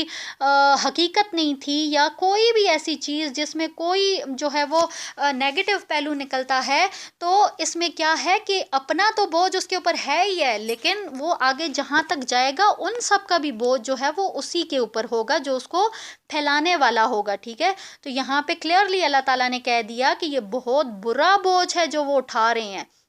और वो उठता ही चला ज़ाहिर है वो चीज़ जहाँ जहाँ शेयर होती है तो एक बोझ बढ़ता जा रहा है ना, और ये बहुत बुरा बोझ है। आयत नंबर 26 है, इसी तरह की चालें चली थी उन लोगों ने भी जो उनसे पहले थे, तो अल्लाह हमला आवर हुआ उनके किलों पर बुनियादों से, फिर गिर पड़ी उन पर छतें उनके ऊपर से। तो यहाँ पे हम देखते हैं कि अच्छा, यहाँ पे एक जो लफ्ज़ इस्तेमाल हुआ है मकर, ठीक है, इसको बहुत अच्छे से समझने की ज़रूरत है। अल्हम्दुलिल्लाह इससे पहले भी हमने इसके ऊपर बात की थी, तो दोबारा से देख लें कि ये जो मकर का लफ्ज़ है, ये अगर इसको अल्लाह ताला के साथ अगर मंसूब किया जाए ना, तो फिर हम इसको चाल नहीं कहेंगे, फिर हम इसको तदबीर कहेंगे। ठीक है, क्योंकि अल्लाह ताला हमेशा तदबीर करता है, लेकिन उसके मुकाबले में अगर किसी इंसान के साथ इस वर्ड को इस्तेमाल किया जाएगा या उसके साथ उसको रिलेट किया जाएगा, तो फिर इंसान के लिए जो है इसका मीनिंग चाल लिया जाएगा। ठीक है, क्योंकि इंसान जो है वो हमेशा चालें चलता है, वो धोखा फरेब, वो साजिश शरारत, हर मतलब नेगेटिव उससे चलता है ना। लेकिन अगर इसी चीज़ को अगर अल्लाह ताला के साथ अगर निस्बत दी जाएगी तो फिर उसके लिए तदबीर का जो है वो हम यहाँ पे इसको समझेंगे। तो यहाँ पे भी हम देखते हैं कि ये जो कुफ़ार होते थे, ये लोगों को हक़ से दूर रखने के लिए मुख्तलिफ़ किस्म की साजिशें करते थे, हथकंडे इस्तेमाल करते थे, गलत रास्ते अपनाते थे। तो सेम इसी तरह से उन बहुत से अम्बिया को भी जो है वो बहुत सारी चालों का शिकार इन्होंने बनाया। बहुत सारे लोग जो हैं वो इन सारे झूठे जो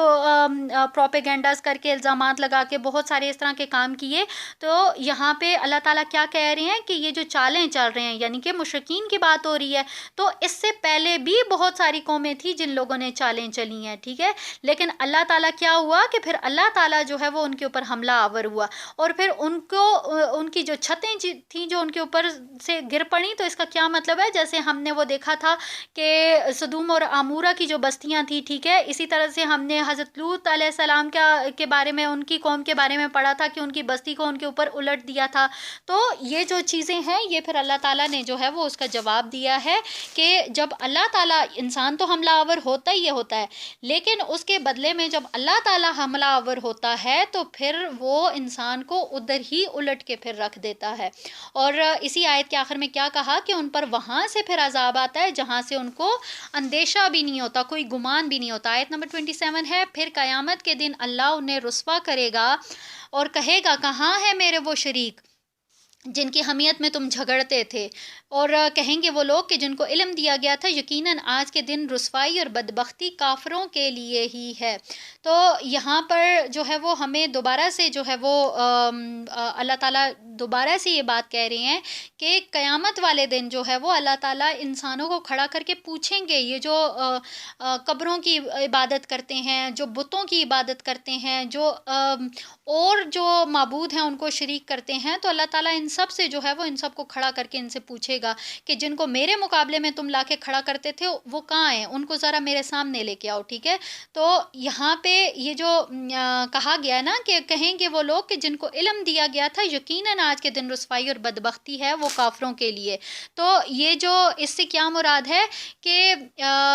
جس طرح سے ہوتا ہے نا کہ وہ ایک چیز چلتی ہے وہ پھر نسلوں تک چلتی رہتی ہے، تو وہ بھی پھر اس طرح سے ہی کہیں گی کہ بھئی ہمارے جو آباء و اجداد تھے وہ جن رستوں پہ تھے تو ہم بھی پھر اسی پہ کے اوپر ہی جو ہے وہ چلے گئے۔ تو یہاں پہ اللہ تعالیٰ نے کیا کہا کہ ایسے لوگوں کے لیے جو ہے وہ بدبختی ہے۔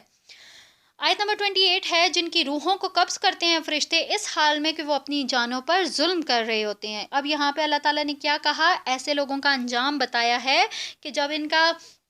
آخری وقت آتا ہے، ہم نے بہت ساری اس سے پہلے احادیث کے تھرو بھی ہم نے دیکھا تھا کہ فرشتے جو ہیں وہ ان کی چہروں کے اوپر، ان کی پیٹھوں کے اوپر مارتے ہوئے ان کو لے کے جاتے ہیں، اور پھر ان کا ایک سٹیج ایسی بھی آتی ہے کہ یہ جیسے ہی موت کے فرشتے کو دیکھتے ہیں نا تو اس وقت جو ہے یہ اپنی طرف سے جو ایک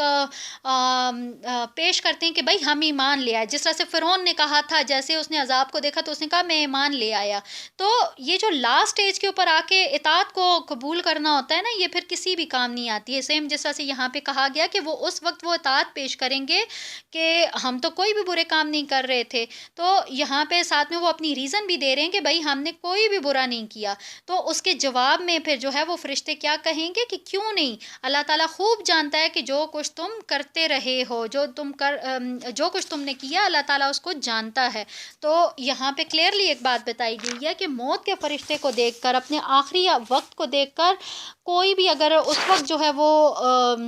ایمان لے آئے یا اپنی جو حرکتیں ہیں ان سے باز آ جائے تو اس وقت وہ اس سے ایکسیپٹ نہیں کیا جائے گا۔ آیت نمبر 29، اب تم داخل ہو جاؤ جہنم کے دروازوں میں، اسی میں ہمیشہ ہمیش رہنے والے ہو، اور پس کیا ہی برا ٹھکانہ ہے متکبرین کا۔ اور جب پوچھا جاتا ہے اہل تقویٰ سے تو کیا نازل کیا تمہارے رب نے، تو وہ کہتے ہیں بھلائی۔ جن لوگوں نے نیکی کی روش اختیار کی ان کے لیے اس دنیا میں بھی بھلائی ہے، اور آخرت کا گھر تو کہیں بھی زیادہ بہتر ہے، اور کیا ہی اچھا گھر ہے وہ متقیوں کا۔ اب یہاں پہ ہم نے دیکھا، پیچھے آیت میں ہم نے دیکھا تھا کہ اہل مکہ سے پوچھتے ہوتے تھے کہ بھائی کیا نازل کیا ہے تمہارے رب نے، تو وہ کیا جواب دیتے ہوتے تھے کہ صرف قصے ہیں، ٹھیک ہے، کچھ بھی نہیں ہے، صرف پرانے لوگوں کے قصے ہیں۔ اسی کے برعکس اب یہاں پہ اللہ تعالیٰ نے کیا کہا کہ اگر کسی ایمان والے بندے سے، کسی اہل تقویٰ سے اگر کیا پوچھا جاتا ہے کہ تمہارے رب نے کیا نازل کیا ہے، تو ان کا جواب کیا ہوتا ہے کہ اللہ تعالیٰ نے خیر نازل کیا، اللہ تعالیٰ نے بھلائی نازل کی ہے، ٹھیک ہے۔ تو یہاں پہ اللہ تعالیٰ نے کیا کہا کہ ایسے لوگوں کا جو گھر ہے وہ دنیا میں بھی ان کے بھلائی ہے، اور آخرت میں جو ہے وہ آخرت میں بھی ان کے لیے بہتر گھر ہے۔ آیت نمبر 31، باغات ہمیشہ رہنے والے جن میں وہ داخل ہوں گے، ان کے دامن میں ندیاں بہتی ہوں گی، اور ان کے لیے ہر وہ شے ہوگی جو وہ چاہیں گے، اور اسی طرح سے اللہ بدلہ دے گا متقی اپنے متقی بندوں کو۔ اور کہتے ہیں سلام ہو آپ پر، داخل ہو، اور ان کی روحوں کو فرشتے قبض کرتے ہیں حالانکہ وہ پاک ہوتے ہیں، اور کہتے ہیں سلام ہو آپ پر، داخل ہو جائیے جنت میں اپنے اعمال کے بدلے میں۔ اب یہ آیت نمبر 31 32 ان لوگوں کا کے کنٹراسٹ میں بیان کی گئی ہے، یا ان لوگوں کی فیور میں جو ہے وہ بیان کی گئی ہے کہ جن کا آیت نمبر 30 میں ذکر کیا گیا کہ جو اہل تقویٰ ہیں، تو یہاں پہ اللہ تعالیٰ نے ان کا انجام بتایا۔ یہاں پہ ہمارے پاس آیت نمبر 33 ہے جو کہ ہمارا جو ہے وہ چوتھا رکوع یہاں سے سٹارٹ ہو رہا ہے، ٹھیک ہے، اور یہاں پہ کیا کہا جا رہا ہے آیت نمبر 33 میں کہ اب یہ لوگ کس شے کے منتظر ہیں سوائے اس کے کہ آدم کے ان پر فرشتے یا پھر ان پر فرشتے آ جائیں، اور یا پھر آپ کا رب آ جائے، ٹھیک ہے، فیصلہ لے کر۔ تو یہاں پہ کیا کہا جا رہا ہے کہ یہ لوگ 12 سال ہو گئے ہیں کہ نبی کریم صلی اللہ علیہ وسلم قریش مکہ کو دعوت دے رہے ہیں، ایون آدھے سے زیادہ جو ہے وہ قرآن پاک بھی جو ہے وہ نازل ہو چکا ہے، ٹھیک ہے، 2 حصے تو اس کے نازل ہو چکے ہیں۔ تو اب یہ کس انتظار میں ہے، کیا چیز ہے جو کہ ان کو جو ہے وہ رستے پہ آنے سے روک رہی ہے، یہ کس چیز کا ویٹ کر رہے ہیں، ٹھیک ہے۔ تو یہاں پہ اللہ تعالیٰ نے بہت کلیئرلی جو ہے وہ یہاں پہ ایک بتایا ہے کہ کیا یہ لوگ یہ چاہتے ہیں کہ ان کا رب جو ہے وہ آ جائے یا ملائکہ جو ہیں وہ نازل ہو جائیں. سیم اسی طرح کا جو ایک کانٹیکسٹ ہے وہ ہمیں سورہ فجر میں بھی ملتا ہے کہ اس میں کیا کہا گیا ہے کہ اور آئے گا آپ کا رب اور فرشتے صف با صف، اور لائی جائے گی اس دن جہنم، اور اس دن ہوش آئے گا انسان کو، مگر کیا فائدہ ہوگا جب اسے اس وقت ہوش آئے گا. تو یہاں پہ کلیئرلی اللہ تعالیٰ نے بتا دیا کہ اللہ تعالیٰ اور فرشتے تو بالکل لاسٹ سٹیج پہ آئیں گے. تو کیا یہ ابھی چاہتے ہیں کہ اللہ اور فرشتے جو ہیں وہ آ جائیں؟ کیا ابھی یہ چاہتے ہیں کہ قیامت برپا ہو جائے؟ تو یہاں پہ اسی آیت کے اینڈ پہ اللہ تعالیٰ نے کیا کہا کہ یہی روش اختیار کی تھی انہوں نے بھی جو ان سے پہلے تھے، اور اللہ نے ان پر ظلم نہیں کیا بلکہ وہ خود اپنی جانوں پر ظلم کرتے تھے. آیت نمبر 34 ہے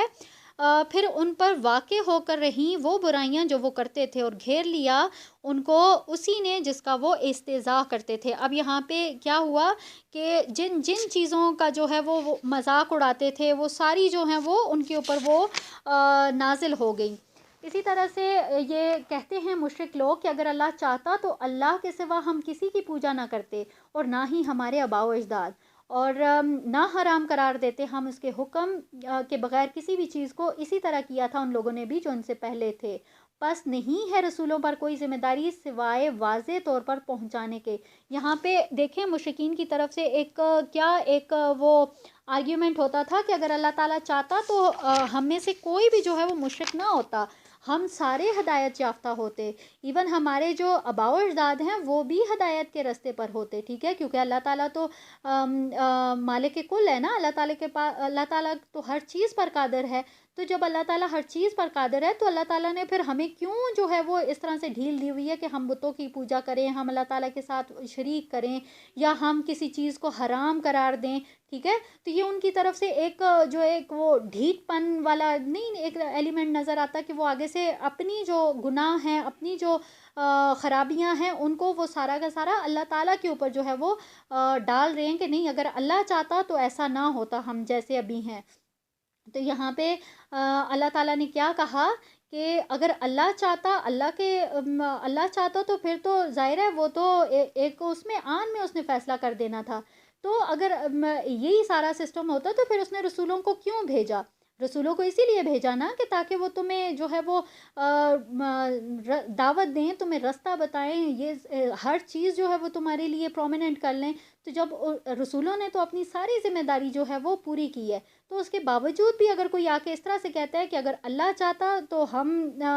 اس طرح سے مشرک نہ ہوتے، تو یہ ایک بہت ہی بڑا جس کو کہیں گے کہ ذہن کا فطور ہے. تو یہ ایک وہ والی چیز یہاں پہ نظر آتی ہے. آیت نمبر 32 ہے اور ہم نے تو ہر امت میں ایک رسول بھیجا اس پیغام کے ساتھ کہ اللہ ہی کی بندگی کرو اور طاغوت سے بچو. تو اس میں کچھ ایسے بھی تھے جنہیں اللہ نے ہدایت دے دی، اور کچھ وہ بھی تھے جن پر مسلط ہو گئی گمراہی. تو تم گھومو پھرو زمین میں اور دیکھو کہ جھٹلانے والوں کا کیسا انجام ہوا. تو یہاں پہ جو ہے وہ بالکل کلیئرلی اللہ تعالیٰ نے جو ہے وہ بتا دیا کہ یہ اللہ تعالیٰ نے تو اپنا رسول بھیج دیا ہے. ٹھیک ہے، اور ان رسولوں نے جو ہے وہ رستے بھی متعین کر دیے. تو اسی کے ساتھ اللہ تعالیٰ آپ کیا کہہ رہے ہیں کہ طاغوت سے بچو. ٹھیک ہے، تو طاغوت کو الحمدللہ ہم بہت اچھے سے سمجھ چکے ہیں کہ طاغوت کیا ہے. کوئی بھی چیز جو لمٹ کراس کر جائے گی وہ طاغوت ہے. اب وہ ہر کسی بھی سینس میں یوز ہو سکتی ہے. ٹھیک ہے، تو یہاں پہ ہمیں اس کو بہت اچھے سے سمجھنا ہے. اسی طرح سے ہم نے اس کو سورہ بقرہ کی آیت نمبر 256 میں بھی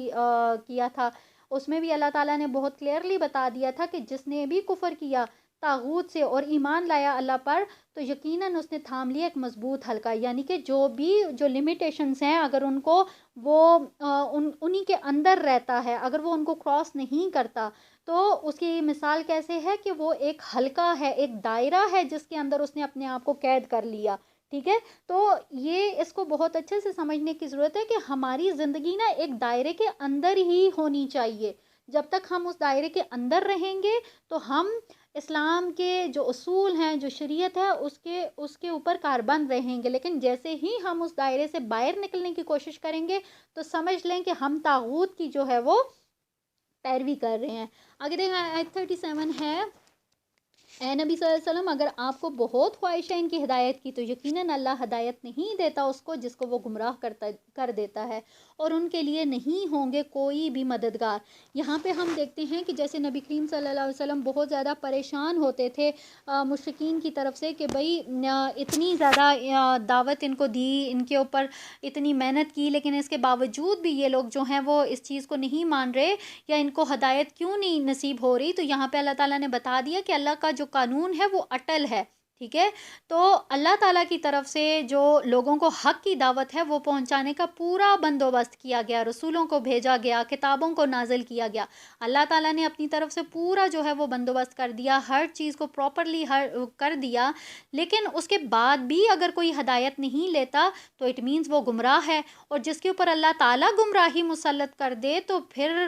ایک رسول تو کیا، اگر سارے رسول مل جائیں، سارے انبیاء مل جائیں، وہ کبھی بھی اس کو ہدایت کے راستے پر نہیں لا سکتے ہیں۔ آیت 38 ہے، اور وہ اللہ کی قسمیں کھا کر کہتے ہیں، اپنی پکی قسمیں، کہ اللہ ہرگز نہیں اٹھائے گا اس کو جو مر جائے گا۔ کیوں نہیں، یہ وعدہ ہے اس کے ذمہ سچا کہ تم ضرور اٹھائے جاؤ گے، لیکن اکثر لوگ علم نہیں رکھتے۔ اب یہاں پہ دیکھیں ایک اور بے وقوفی نظر آ رہی ہے کہ وہ قسمیں اٹھا کر کہتے ہوتے تھے کہ بھائی ہم جب مر جائیں گے تو ہم نہیں اٹھائے جائیں گے، ٹھیک ہے۔ تو یہاں پہ جو ہے وہ ایک وہی بات ایک آ رہی ہے کہ دوبارہ سے عقیدہ آخرت کے اوپر جو ہے وہ بات کی جا رہی ہے۔ تو کسی بھی انسان کا اگر یہ عقیدہ خراب ہو جاتا ہے نا، تو پھر یہ سمجھ لیں کہ اس کی دنیا تو برباد ہے ہی ہے، آخرت اس کی جو ہے وہ بالکل زیرو ہو جاتی ہے۔ آیت 39 ہے، تاکہ وہ واضح کر دیں ان پر وہ تمام چیزیں جن میں وہ لوگ اختلاف کرتے ہیں، اور اس لیے کہ کفار جان لے کہ وہی جھوٹے ہیں۔ اب یہاں پہ جو ہے وہ اللہ تعالیٰ نے کیا کہا کہ اللہ تعالیٰ نے جو آخرت کا وعدہ کیا ہوا ہے وہ تو سچا ہے، وہ تو ضرور آ کے رہے گی، آخرت ظاہر ہے وہ برپا ہوگی، قیامت برپا ہوگی۔ تو یہ جتنے لوگ ہیں جو کہ اس کو جھوٹ سمجھ رہے ہیں، وہ اس بات میں اختلاف کر رہے ہیں، ٹھیک ہے۔ یہ اللہ تعالیٰ نے ہر چیز کو واضح کر دیا، جس بھی چیز میں کفار کا اختلاف ہوتا تھا اللہ تعالیٰ نے ان ساری چیزوں کو واضح کر دیا۔ اللہ تعالیٰ نے ان کا اس بات میں اختلاف تھا کہ دوبارہ ہم کیسے جو ہے وہ اٹھائے گا اللہ تعالیٰ، ہم جب مٹی چورا ہو جائیں گے تو بہت ساری ہم نے پیچھے آیات پڑھی جس میں اللہ تعالیٰ نے کہا کہ اللہ تعالیٰ کے لیے کیا مشکل ہے کہ جب ایک دفعہ پیدا کر دیا تو دوسری دفعہ وہ پیدا نہیں کر سکتا۔ تو جس بھی چیز میں انہوں نے اختلاف کیا اسی کا جواب جو ہے وہ اللہ تعالیٰ نے ان کو دیا۔ آیت نمبر 40 ہے، ہمارا قول تو کسی چیز کے بارے میں بس یہ ہوتا ہے کہ ہم اس کا ارادہ کرتے ہیں اور ہم فرماتے ہیں اسے ہو جا تو وہ ہو جاتی ہے۔ اب یہ سیم وہی والی بات ہے جو ہم نے آیت نمبر 2 میں پڑھی تھی، ٹھیک ہے، وہی والی بات، امر والی بات، کہ اللہ تعالیٰ جو ہے وہ جب بھی کسی بات کا ارادہ کرتا ہے وہ اس کو کہتا ہے اگر ہو جا تو وہ ہو جاتی ہے، ٹھیک ہے۔ اسی طرح سے ہم یہاں پہ دیکھتے ہیں کہ یہ وہی عالم خلق اور عالم امر والی بات ہے، ٹھیک ہے، کہ عالم امر جو ہے وہ اس میں کسی بھی واقعے کے، کسی بھی چیز کے رونما ہونے میں یا اس کے ظہور پذیر ہونے میں کوئی بھی اسباب، کوئی وسائل، کوئی وقت جو ہے وہ اللہ تعالیٰ کو درکار نہیں ہے۔ سمپل اللہ تعالیٰ نے کہنا ہے کون، تو وہ چیز ہو جانی ہے، وہ کام ہو جانا ہے، ٹھیک ہے۔ لیکن جو عالم خلق ہے وہ ٹوٹل جو ہے وہ پورے قوانین جتنا بھی پروسیجر ہے وہ اس کے مطابق چلایا جاتا ہے۔ تو یہاں پہ جو ہے وہ اس بات کو بہت اچھے سے سمجھنا ہے کہ اللہ تعالیٰ کے لیے کوئی بھی مشکل نہیں ہے۔ اگر اللہ تعالیٰ ابھی چاہے کہ قیامت برپا ہو جائے تو اگر اللہ تعالیٰ چاہے گا تو وہ ابھی کے ابھی ہو جائے گی، لیکن کچھ چیزیں ایسی ہیں کہ جس میں اللہ تعالیٰ نے اس کو وقت دیا ہوا ہے، ٹھیک ہے، وہ تھرو پراپر چینل ہی وہ کام ہونا ہے، تو اس بات کو سمجھنے کی ضرورت ہے۔ آیت نمبر 41 ہے، یہاں سے ہمارا جو ہے وہ اگلا رکوع سٹارٹ ہو رہا ہے۔ اب اس کو ہم دیکھیں گے تو اس میں نا ہمیں ہجرت کی اہمیت اور اس کے انعامات کے بارے میں جو ہے وہ نظر آئے گا۔ آیت نمبر 41 میں دیکھتے ہیں کہ اور جن لوگوں نے اللہ کے لیے ہجرت کی اس کے بعد کہ ان پر ظلم کیا گیا اور ہم انہیں دنیا میں بھی ضرور اچھی جگہ دیں گے، اور ان کے لیے آخرت کا اجر تو بہت ہی بڑا ہے، کاش کہ ان کو معلوم ہوتا۔ تو یہاں پہ ہم دیکھیں کہ جس طرح سے ہدایت پانے کے لیے اور گناہوں سے بچنے کے لیے یہ ضروری ہے کہ انسان یہ عقیدہ رکھے کہ اگر میں ایمان لانے کے بعد اچھے اگر عمل کروں گا تو میرا رب مجھے آخرت میں اس کی جزا دے گا، ٹھیک ہے۔ اگر میں نے ایمان لانے کے بعد انکار کیا، برے عمل کیے، تو مرنے کے بعد مجھے اس کی سزا دی جائے گی۔ تو جب آدمی کا یہ عقیدہ، جب وہ اس کا انکار کرتا ہے نا، تو کیا ہوتا ہے، عقیدہ آخرت کا جب انکار کرتا ہے تو وہ کفر میں، وہ شرک میں، وہ گناہوں میں وہ بہت دلیر ہو جاتا ہے، وہ بہت بہادر ہو جاتا ہے، ٹھیک ہے۔ اور سیم یہاں پہ اسی بات کو یہاں پہ بتایا گیا کہ اسی بہادری کے پیش نظر مشرکین جو ہوتے تھے وہ قسمیں اٹھا اٹھا کر کہتے تھے کہ بھائی جو مر گیا وہ دوبارہ زندہ نہیں ہوگا۔ تو یہاں پہ ہم دیکھتے ہیں کہ جب سے یہ دنیا وجود میں آئی ہے، ٹھیک ہے، تو اسی وقت سے توحید، رسالت اور آخرت کا عقیدہ جو رکھنے والے لوگ ہیں ان کے اوپر مظالم ہوتے رہے ہیں، ایون کہ ان کو اپنے گھر بار بھی چھوڑنے پڑے ہیں، ٹھیک ہے۔ تو یہاں پہ اللہ تعالیٰ کیا کہہ رہے ہیں کہ ان کے لیے خوشخبری ہے، ٹھیک ہے، کہ دنیا میں تو وہ سرخرو ہوں گے لیکن آخرت میں انہیں اجر عظیم سے نوازا جائے گا، کاش کے لوگ اس حقیقت کو جانتے۔ تو یہاں پہ ہم یہ دیکھتے ہیں کہ جب انسان اپنے رب کے اوپر اعتماد کرتا ہے اور وہ بالکل ثابت قدم ہوتا ہے تو اللہ تعالیٰ اس کا ریوارڈ بھی اس کو دیتے ہیں۔ اب یہاں سے کیونکہ یہ آخری دور کی صورت تھی تو یہاں پہ بہت ضروری تھا کہ ہجرت کی اہمیت کو اجاگر کیا جاتا، کیونکہ اس کے بعد پھر ہجرت کا حکم تھا۔ تو اس سے پہلے ان ساری چیزوں سے روشناس کرایا گیا اہل مکہ کو کہ ہجرت جو ہے اس کا ریوارڈ کیا ہے، ٹھیک ہے، اور دنیا میں اس کا کیا صلہ۔ اب دنیاوی اگر لحاظ سے اگر ہم دیکھیں تو ہجرت میں بہت زیادہ پرابلمس ہیں، ٹھیک ہے، بہت زیادہ تکلیفیں ہیں، بہت مشکلات ہیں، لیکن اللہ تعالیٰ نے یہاں پہ بتا دیا کہ دنیا میں اگر اس طرح کا کچھ فیس کرنا پڑتا ہے، اگر اس کے اوپر اگر آپ ثابت قدم رہتے ہیں، اگر خوش اور مطمئن ہوتے ہیں تو آخرت میں آپ کے لیے پھر اجر عظیم ہے۔ یہاں پہ اگر ہم اس کو دیکھیں تو آیت نمبر 44 میں اب اس میں کیا کہا گیا کہ ہم نے انہیں بھیجا ہے کھلی نشانیوں اور کتاب کے ساتھ، اور ہم نے نازل کیا آپ کی طرف ذکر تاکہ آپ واضح کر دیں لوگوں کے لیے جو کچھ نازل کیا گیا ان کی جانب، اور تاکہ وہ غور و فکر کریں۔ اب یہاں پہ ہم دیکھتے ہیں کہ اللہ تعالیٰ نے کیا کہا کہ ہم نے انہیں بھیجا ہے نشانیوں کے ساتھ اور کتابوں کے ساتھ، مطلب جو پہلے انبیاء تھے ان کی ساری بات ہو رہی ہے کہ ان کو کس لیے بھیجا گیا تھا اور کس طرح سے جو ہے وہ ان کو نشانیاں دی گئی تھیں، کتابیں دی گئی تھیں، ٹھیک ہے۔ سیم اسی طرح سے یہاں پہ بھی جو استعمال کیا گیا ہے ذکر کا لفظ، ٹھیک ہے، کہ کیا کہا گیا کہ وَأَنزَلْنَا إِلَيْكَ الذِّكْرَ، کہ آپ کی طرف ہم نے نازل کیا ذکر۔ تو یہ جو ذکر ہے اس کو ہم نے اگر اس سے پہلے والی اگر آپ آیت دیکھیں گے تو اس میں بھی جو ہے وہ اس کا ذکر ہو رہا ہے، ٹھیک ہے۔ تو یہاں پہ یہ جو ذکر ہے اس کو ہم نے بہت اچھے سے سمجھنا ہے کہ یہ جو ذکر ہے یہ یاد دہانی کے طور پر استعمال ہو رہا ہے، ٹھیک ہے۔ اس سے پہلے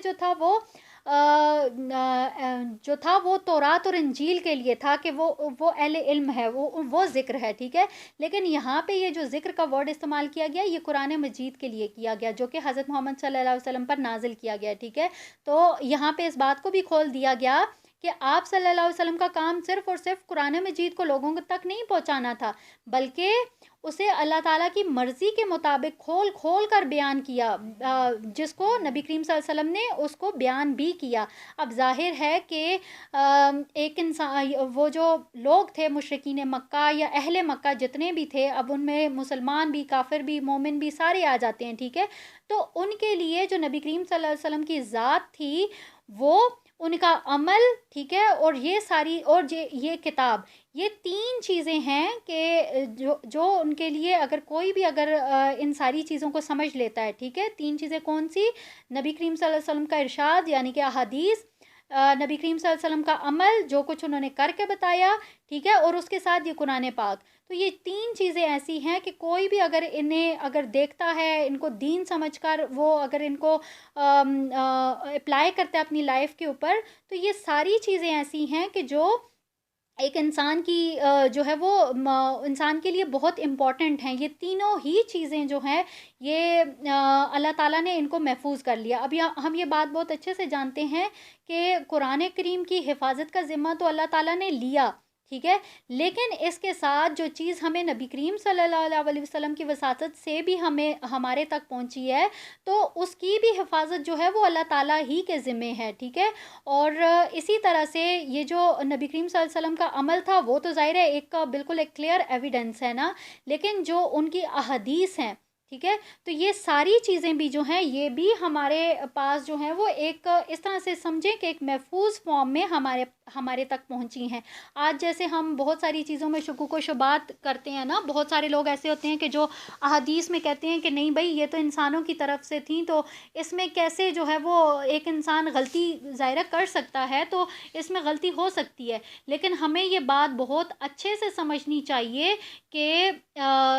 جو چیز نبی کریم صلی اللہ علیہ وسلم کی وساطت سے ان کے نام سے منسوب ہو کر ہم تک پہنچی ہے، ہم نے اس میں شک نہیں کرنا ہے، ٹھیک ہے. اور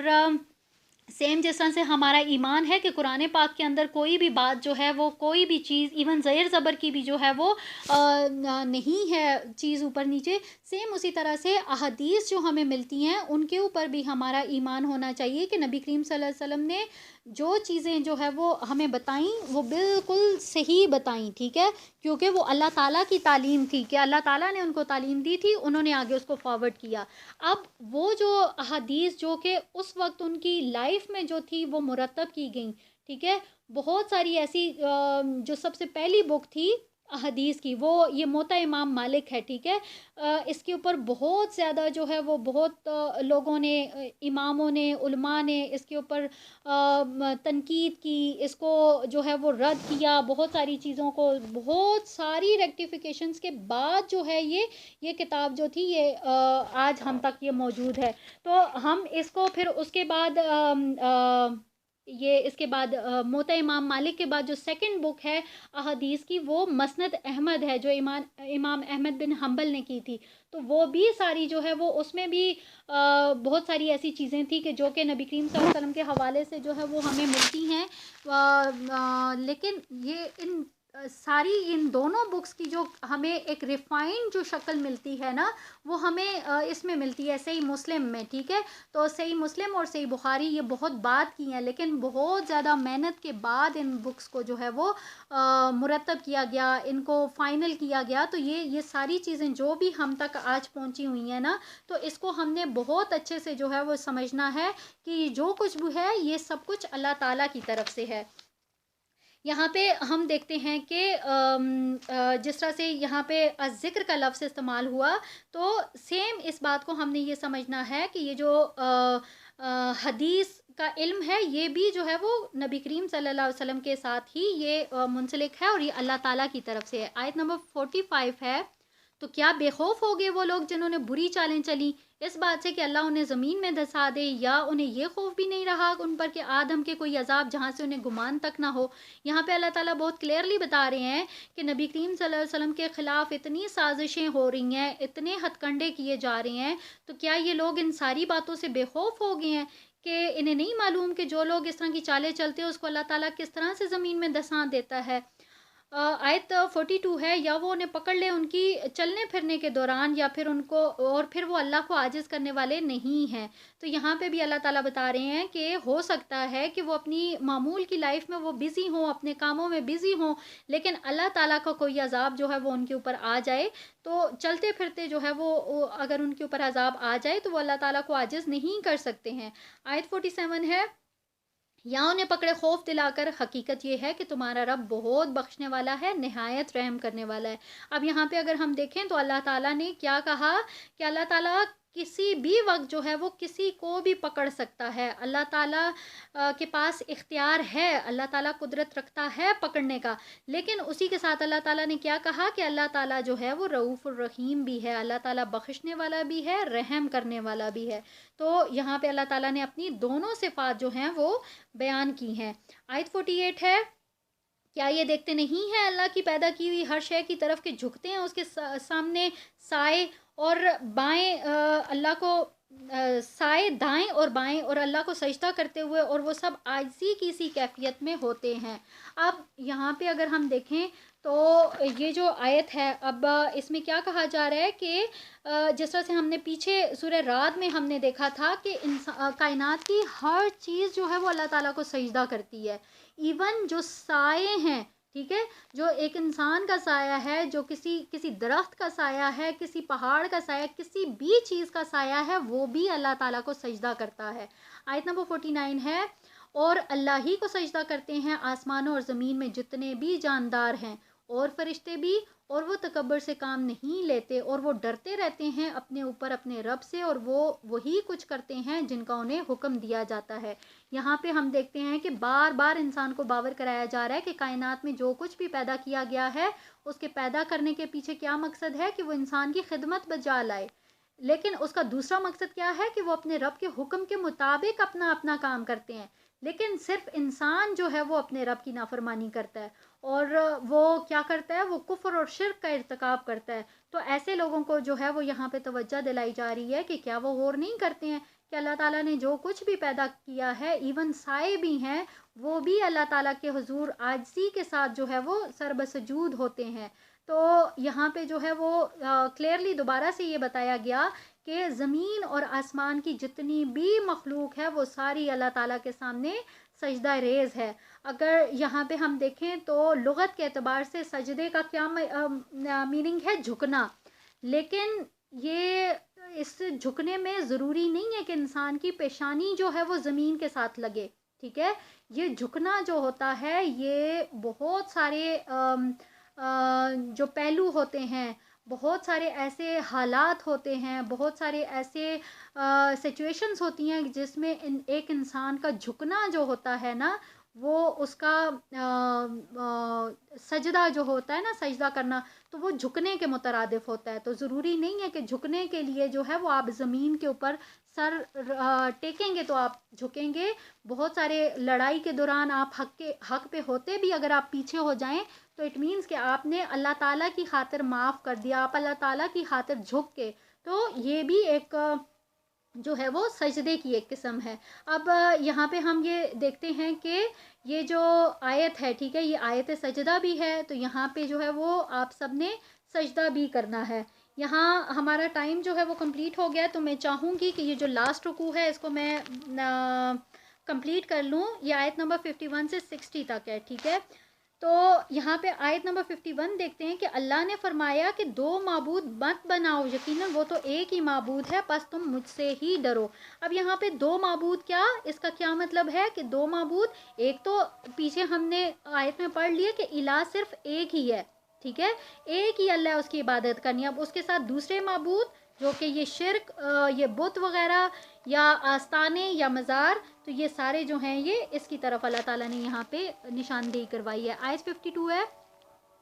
और उसी के लिए जो कुछ आसमान और ज़मीन में, और उसी के लिए इताअत है हमेशा हमेश। तो क्या तुम लोग अल्लाह के सिवा किसी और का तकवा इख्तियार करते हो? और जो नेमत भी तुम्हें मैसर है वो अल्लाह ही की तरफ से है। फिर जब तुम्हें कोई तकलीफ़ पहुँचती है तो तुम उसके सामने फरियाद करते हो। सेम वही वाली बात कि जो हमने पहले पढ़ी कि जब भी कोई तकलीफ़ पहुंचती है तवील आम में देख लें, तवील ख़ास में देख लें, भाग भाग के अल्लाह की तरफ जाते हैं। लेकिन जैसे ही आसूदगी आती है, जैसे ही वो तकलीफ़ वाला टाइम टल जाता है, तो फिर हम अल्लाह को भूल जाते हैं। आयत 54 है, फिर जब तुमसे तकलीफ़ दूर कर देता है तो जब भी तुम में से एक ग्रोह अपने रब के साथ शिरक करना शुरू कर देता है ताकि नाशुक्री करें उन नेमतों की जो हमने उनको दी हैं। तो ये चंद रोज़ के मज़े हैं, उड़ा लो, बस अनकरीब तुम जान लोगे। यहाँ पे अल्लाह ताला ने कहा कि बेशक जो दिल करता है कर लो। ये एक चंद रोज़ के, सिर्फ कुछ टाइम के लिए ये जो मज़े हैं ये तुम लोग कर लो, हकीकत जो है वो बहुत जल्द तुम्हारे सामने आ जाएगी। आयत 56 है, और वो बना देते हैं उनके लिए जिनके बारे में उन्हें कोई इल्म ही नहीं, और इसमें से एक हिस्सा जो रिज़्क हमने उन्हें दिया है। अल्लाह की कसम ज़रूर सवाल किया जाएगा तुमसे इस बारे में जो कि तुम इफ्तरा करते हो। अब यहाँ पे हमने बहुत क्लियरली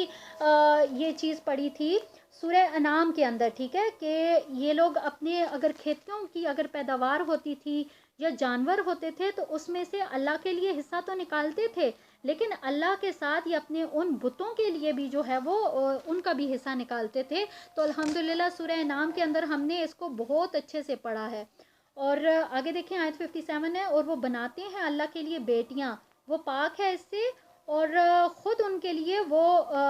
کچھ جو انہیں پسند ہے۔ اب یہاں پہ دیکھیں اللہ تعالیٰ کیا کہہ رہا ہے، سیم یہ بات بھی ہم بہت اچھے سے پڑھ چکے ہیں کہ جو مشرکین تھے انہوں نے بت جو بنائے ہوئے تھے وہ اللہ تعالیٰ کی بیٹیاں ان کو کنسیڈر کرتے تھے، تو یہاں اللہ تعالیٰ نے کیا کہا کہ اللہ کے لیے تم بیٹیاں پسند کرتے ہو اور اپنے لیے تم نے بیٹے پسند کیے ہوئے ہیں۔ آیت 58 ہے، اور جب ان میں سے کسی کو بیٹی کی خوشخبری دی جاتی ہے تو اس کا چہرہ سیاہ پڑ جاتا ہے اور وہ اندر ہی اندر رنج و غم میں گھٹتا رہتا ہے۔ اب یہاں پہ دیکھیں اللہ تعالیٰ کیا کہہ رہے ہیں، اس بات کو بھی ہم نے تعویل عام اور تعویل خاص دونوں میں دیکھنا ہے کہ جب بھی تعویل خاص میں تو ہم یہ بات جانتے ہیں کہ بیٹی جو تھی وہ ان کے لیے ایک بہت ہی جس کو کہتے ہیں نا کہ حقارت والا ایک چیز تھی۔ اگر بیٹی کسی کے گھر میں پیدا ہو جاتی تو وہ بہت مطلب وہ اپنا منہ چھپاتا ہوا پھرتا تھا۔ تو سیم آج ہمارے اندر بھی بہت سارے ایسے لوگ ہیں کہ جو کہ بیٹی کی پیدائش پہ اگر جیسے اب یہ آیت نمبر 59 ہے، اب اس میں کیا کہا جا رہا ہے کہ وہ لوگوں سے چھپتا پھرتا ہے اس بری خبر کی وجہ سے جو اسے دی گئی ہے۔ اب بیٹی کی پیدائش کی جو خبر ہے اب اس کو بری خبر کہا گیا ہے کہ یہ لوگ اس کو بری خبر سمجھتے تھے اور اس کی وجہ سے یہ شرم کے مارے لوگوں سے چھپتے پھرتے تھے، ٹھیک ہے۔ تو یہاں اللہ تعالیٰ نے کیا کہا کہ کیا وہ اس ذلت کے باوجود روکے رکھے یا مٹی میں دفن کر دے، آگاہ رہو بہت ہی برا ہے وہ فیصلہ جو وہ کرتے تھے۔ اب یہ اس بات کا کیا مطلب ہے کہ تعویل خاص میں وہ لوگ جب ان کو بیٹی کا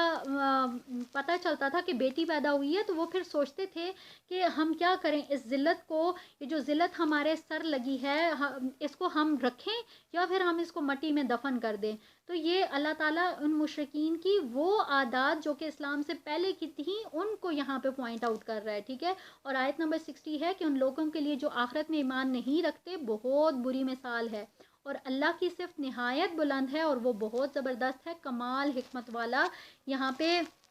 ہم دیکھتے ہیں کہ اللہ تعالیٰ نے کیا کہا کہ یہ جو لوگ آخرت پر یقین نہیں رکھتے ہیں، جن لوگوں کو یہ نہیں یقین کہ وہ لوگ جو ہیں وہ آخرت میں اکٹھے ہوں گے، تو یہ ان لوگوں کا جو ایمان ہے آخرت کے اوپر کہ وہ ایمان نہیں لا رہے ہیں، تو یہ ایک بہت بری چیز ہے، ٹھیک ہے۔ اور اسی کے ساتھ ہی اللہ تعالیٰ نے کیا کہا کہ لیکن جو اللہ تعالیٰ کی جو صفت ہے وہ بہت ہی بلند ہے، کیونکہ اللہ تعالیٰ جو ہے وہ عزیز الحکیم بھی ہے، وہ زبردست بھی ہے اور حکمت والا بھی ہے۔ یہاں پہ ہمارا جو آج کا لیکچر ہے وہ اینڈ ہوتا ہے، انشاءاللہ تعالیٰ نیکسٹ کی جو آیات ہیں وہ آپ کو نیکسٹ جو لیکچر ہوگا اس میں آپ کو پتہ چلیں گی۔ تو یہ پوری سورہ جو ہے وہ اس کا آپ کو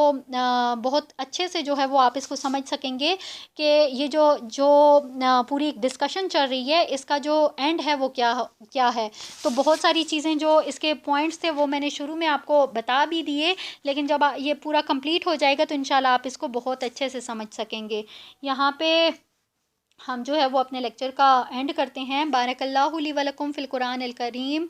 ونفعنی وإیاکم بما فیہ من الآیات وذکر الحکیم وتقبل منی ومنکم تلاوتہ انہ هو الغفور الرحیم۔ سبحانک اللہم وبحمدک